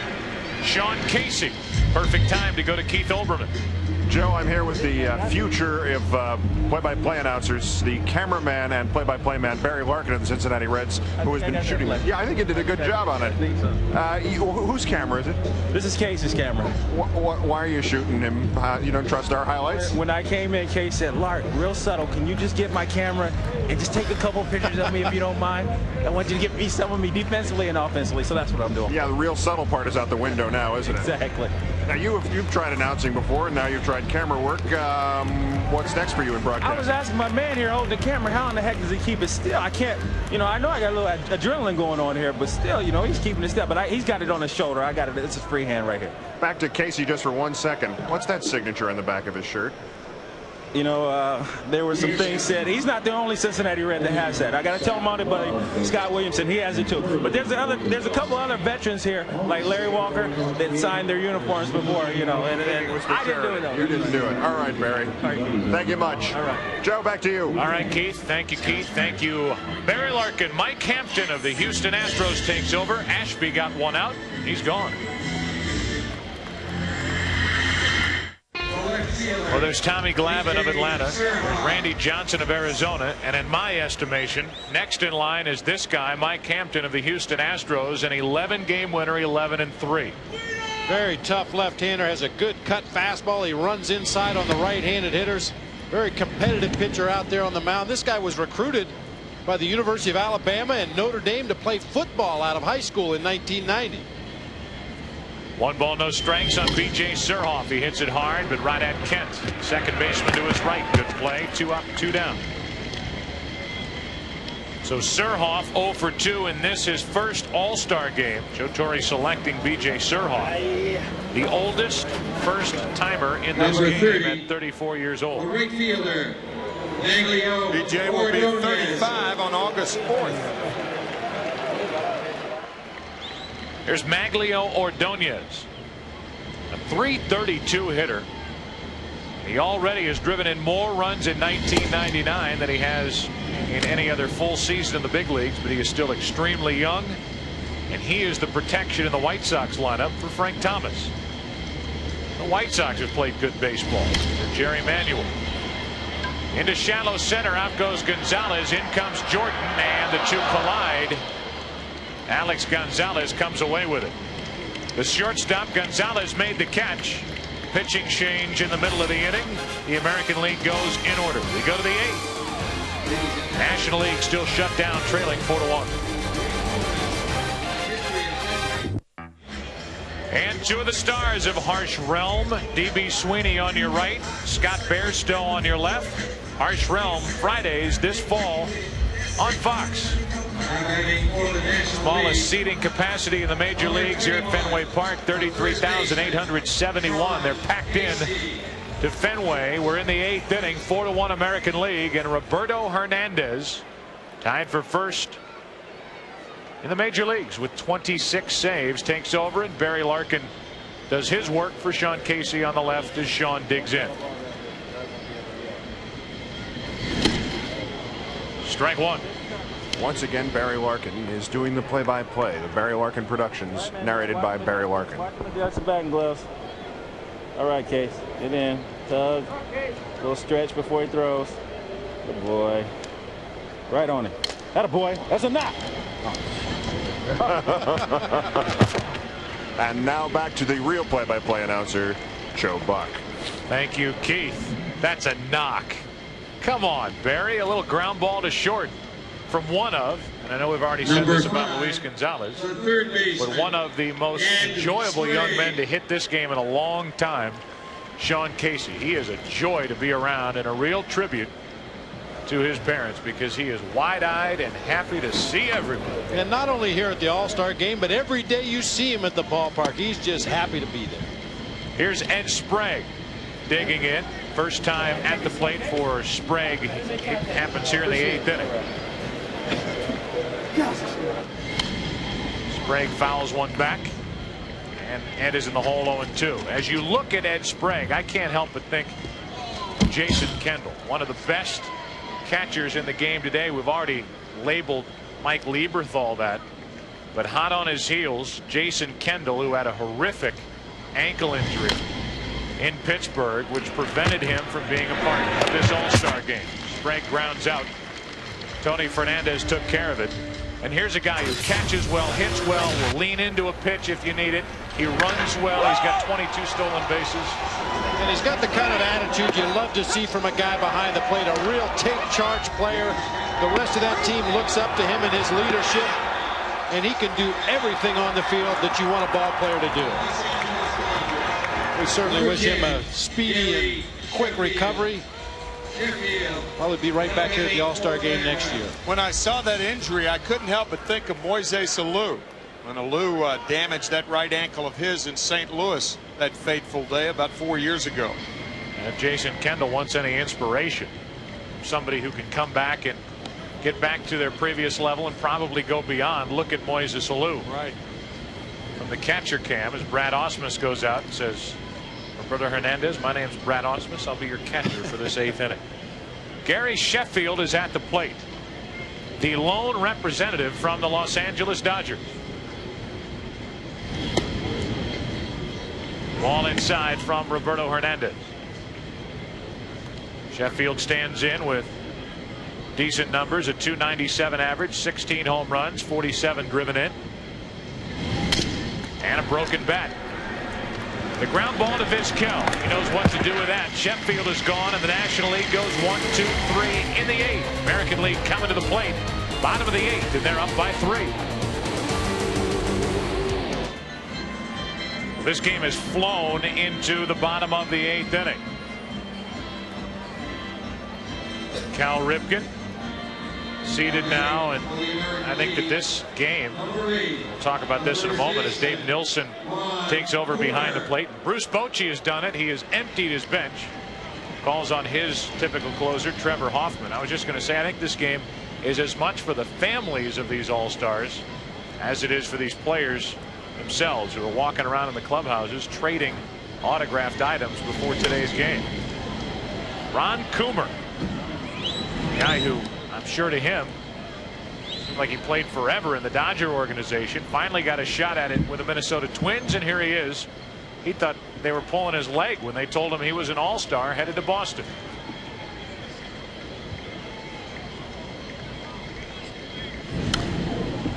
Back toward us, and the count quickly 0-2.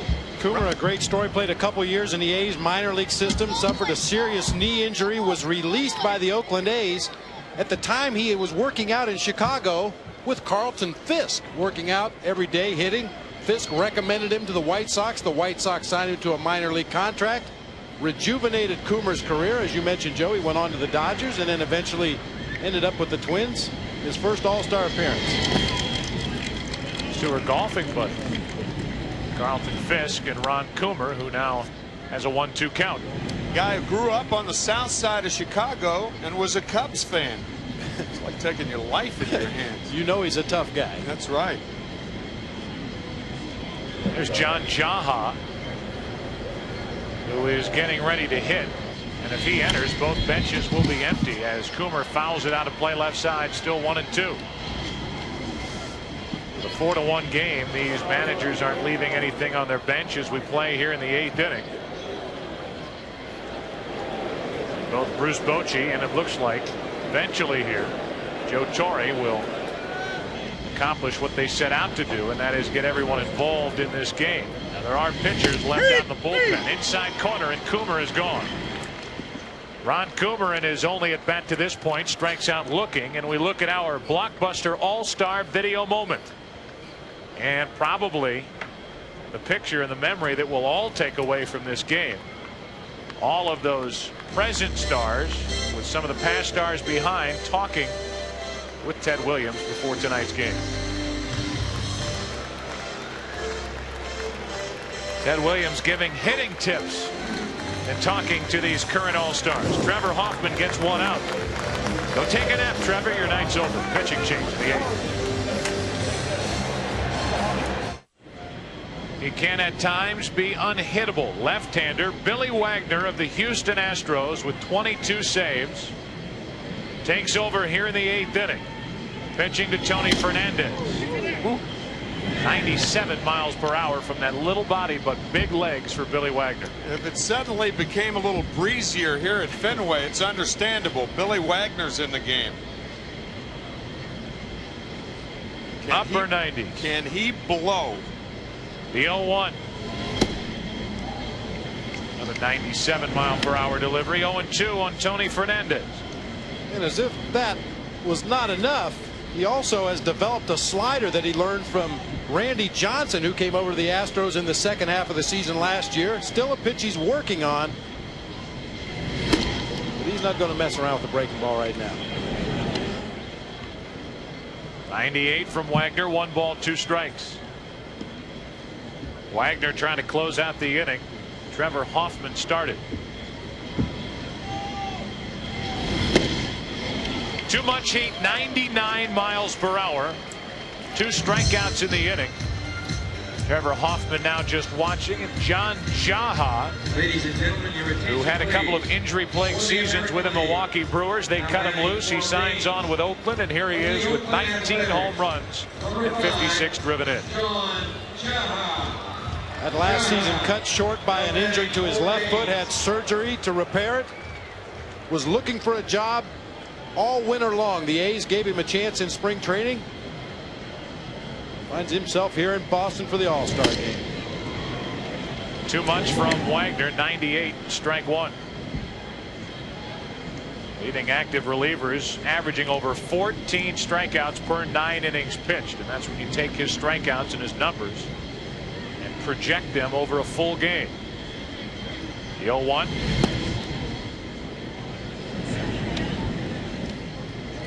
Schilling started this game for the National League. While we play here at Fenway, you automatically think of one of baseball's biggest fans and one of the biggest fans of the Boston Red Sox, Stephen King. We at Fox send get well wishes to the suspense and horror writer Stephen King. So successful, and I am sure watching as he recuperates from that accident. Hit by a car, a shattered leg, and working his way back. So we're thinking about you. Strike 2 to Jaha.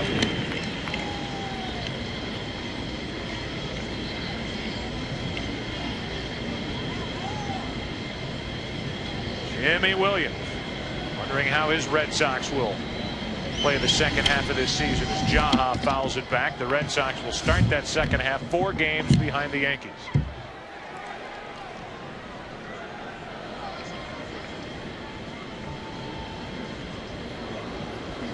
The Yankees, meanwhile, open the second half against the Atlanta Braves Thursday, Friday, and Saturday. Then the Montreal Expos move into Yankee Stadium.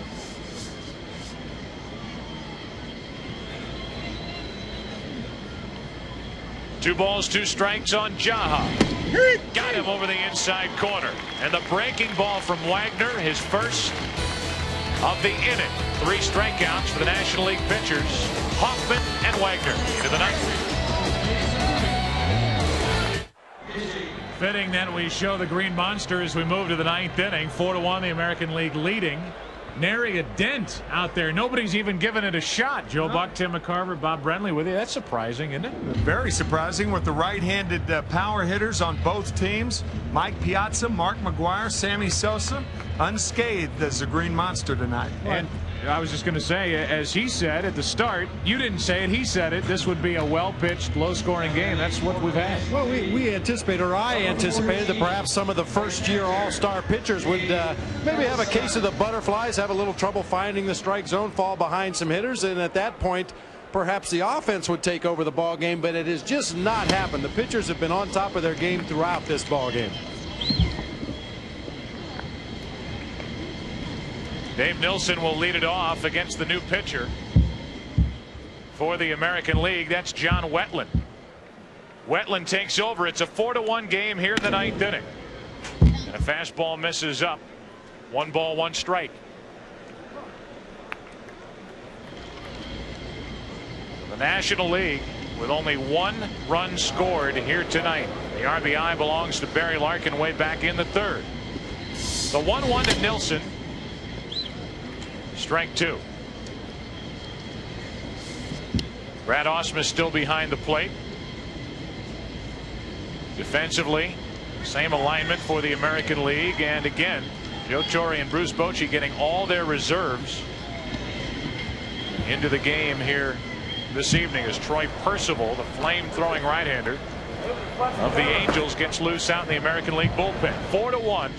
The AL out in front. Nilsson, after a high fastball, still 1-2. Dave Nilsson from Brisbane, Australia, one of 20 foreign players for both teams in tonight's game, led by the Dominican Republic with 6 representatives. He's set up here to ball and 2 strikes.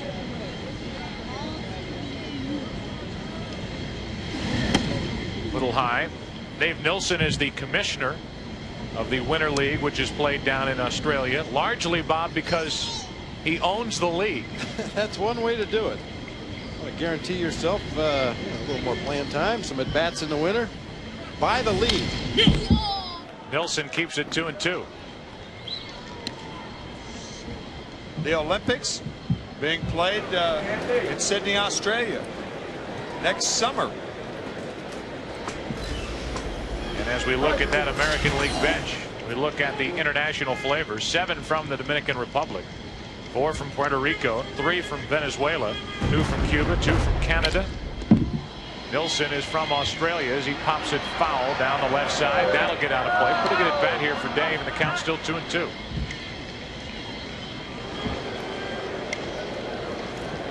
Vladimir Guerrero, who plays with his brother Wilton Guerrero in Montreal. Ron Rodriguez. 2 balls, 2 strikes on Nilsson.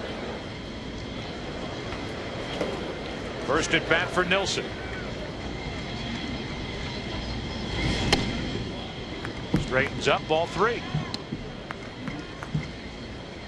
Well, here's John Wetland, the guy who we became very familiar with back in 1996 when he was closing down games and was the eventual MVP of the World Series in '96 for the Yankees. And he has a tendency, like some very good closers in the 9th inning, if it's a 3-run game, they'll give up 2. If it's a 2-run game, they may give up 1. It's never easy. It's very rarely quick and easy with even the best in this game. Didn't recognize John Wetland with a clean hat on. Wore the same one during the 1996 season while pitching for the Yankees. Nilsson pops another one foul. That will get back and out of play. Dave is putting on a battle here to try to get on to start the ninth. Nilsson is a potential free agent at the end of the year, and he is still considering not signing a new contract to open him up, be available to play for Australia in the upcoming Olympics. Nilsson strikes out, and that's the way we start the 9th inning.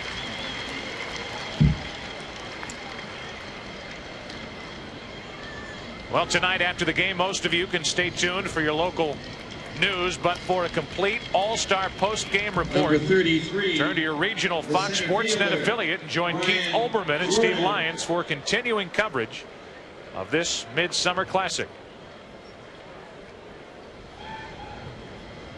We will have the presentation of the MVP award after this game as Jordan takes ball 1. The game dominated by pitching to this point. Might select a pitcher, and if you select a pitcher, how can you look past Pedro Martinez?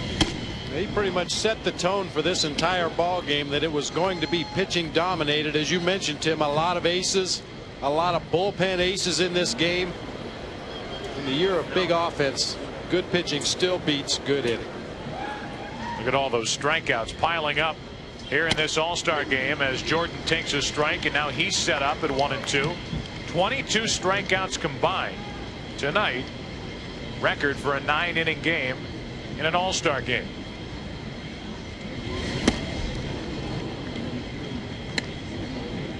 Jordan with a 2-2 count.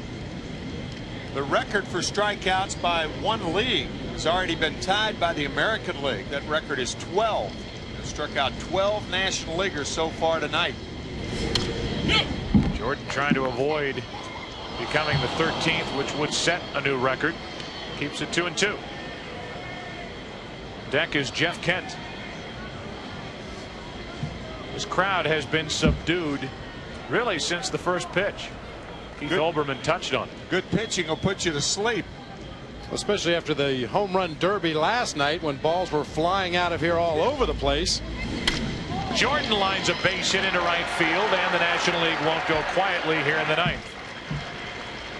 Jordan has walked. He now has his first all-star game hit. And it's 1 on, 1 out for Jeff Kent. Number 21, the second baseman, Jeff Kent. Why is Joe Torre and Mel Stottlemyre smiling? Well, him. I mean, you've got John Wetland on the mound right now. And if he struggles, just call on Troy Percival. Already had Roberto Hernandez. He worked a perfect 8th.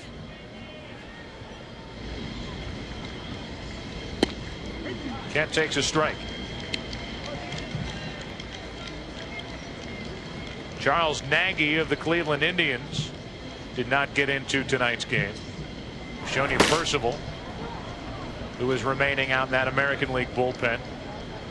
And for the National League, Paul Byrd, along with Williamson of Cincinnati. Potential double play ball back to the mound to second and on to first to end this 70th Midsummer Classic. 4-1. The American League wins it on a dangerous shattered bat and a ground ball back to Wetland. Well, that's the way this one ends, with a loud double play. Hit into by Kent. We'll come back to Fenway Park here in Boston. Our thoughts as we wrap up the 70th Midsummer Classic. A double play ball ends it. The American League wins it 4-1. Back in a moment.